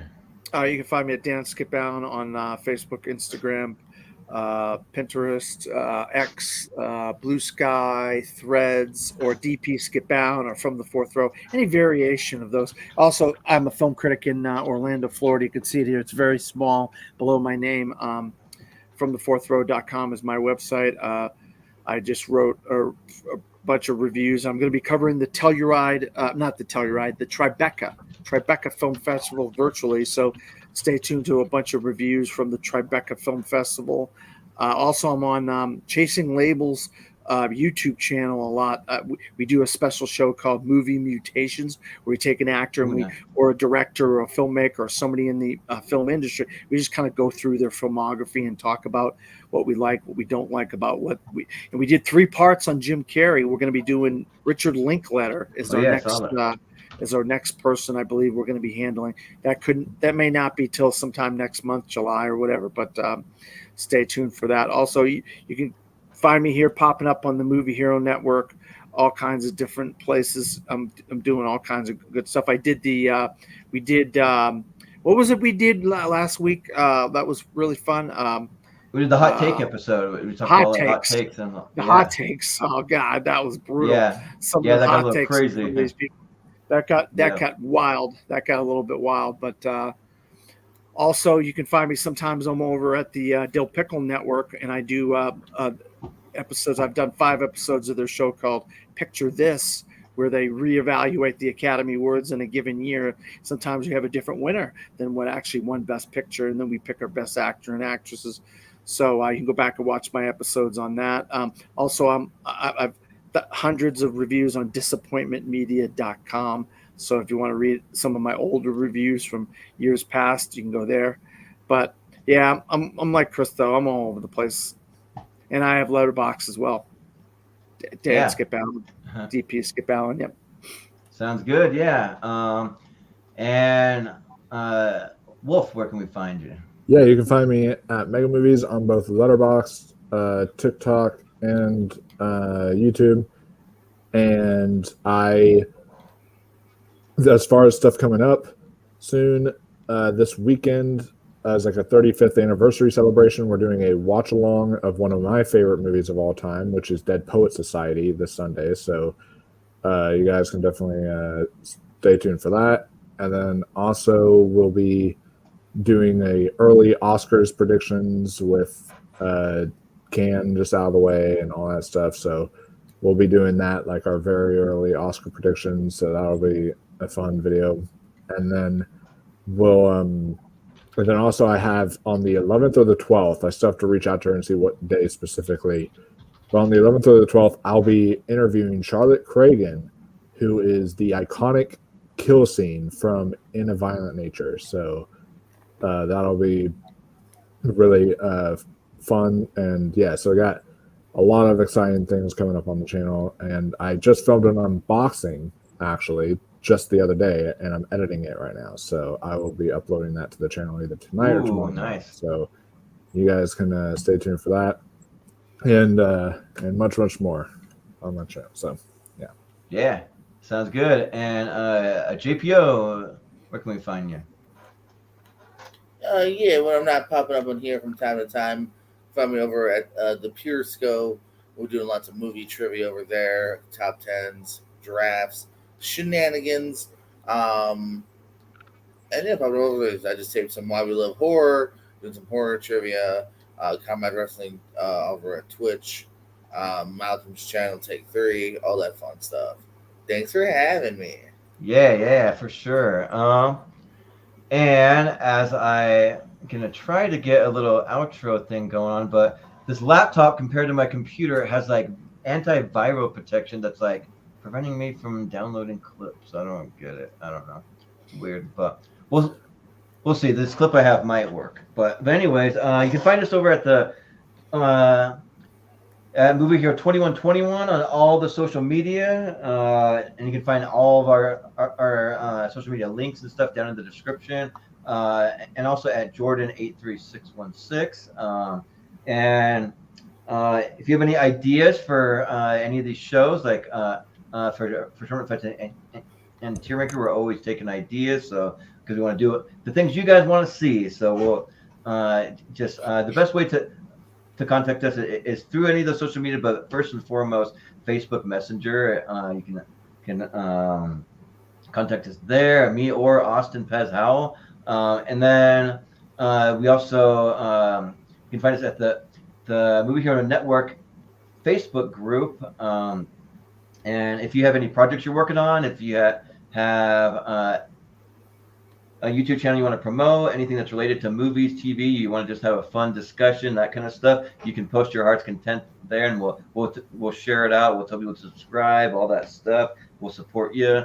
And then we have a Patreon, which we did post the Seen and Heard music trivia. You can go watch it over at patreon.com/moviehero, and that episode is free to watch. You don't even have to pay anything, because I just decided I'm going to leave the first episode up there for free so you can get a feel for what that is. But then going forward, it'll just be at the $1 tier for the first couple of days, and then it will move to the $5 tier. So you can watch that over there. We're getting ready to have some exclusive podcasts over there, and then I will be posting probably in the next like 2 to 3 days. I'll have the extended schedule for the $1 tier. You can get a look at 4 months out of the schedule, so you can have first dibs on signing up before these episodes fill up. You can get a little preview of that, and then I always try to treat my patrons well, like give them the first spots on these episodes, that kind of thing. As a little thank you for supporting us, supporting the channel, because all that money goes right back into the channel, because we want to do bigger and better things. We want to upgrade equipment. We want to be able to do some in-person stuff, so we're not always on Zoom, like that kind of stuff. And then as far as trivia goes, so our next trivia match, we're getting ready to schedule it here soon, but it's going to be a certified fresh match. So it'll be all clips from movies that are rated 90% and above on Rotten Tomatoes. So that'll be our next exhibition match. As the king of trash clips, I look forward to seeing how many good clips. Yeah, right, exactly. Because there'll be all good ones. So, but just what we.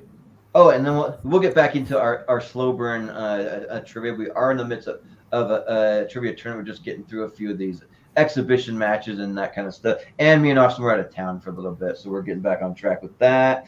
And just what we have coming up for the next little bit for tournament fights and tier rankers. If you hear anything you want to be on, just reach out. Even if it's full, you always need backups, because people's schedules are busy. People drop out, and we can get you on as a backup even at that. But our next episode on next week will be best movies of 2003. It'll be a Monday, Wednesday, Friday tournament. It'll be our ladder series that we haven't been doing for about 2 months. We're finally getting back on track with that.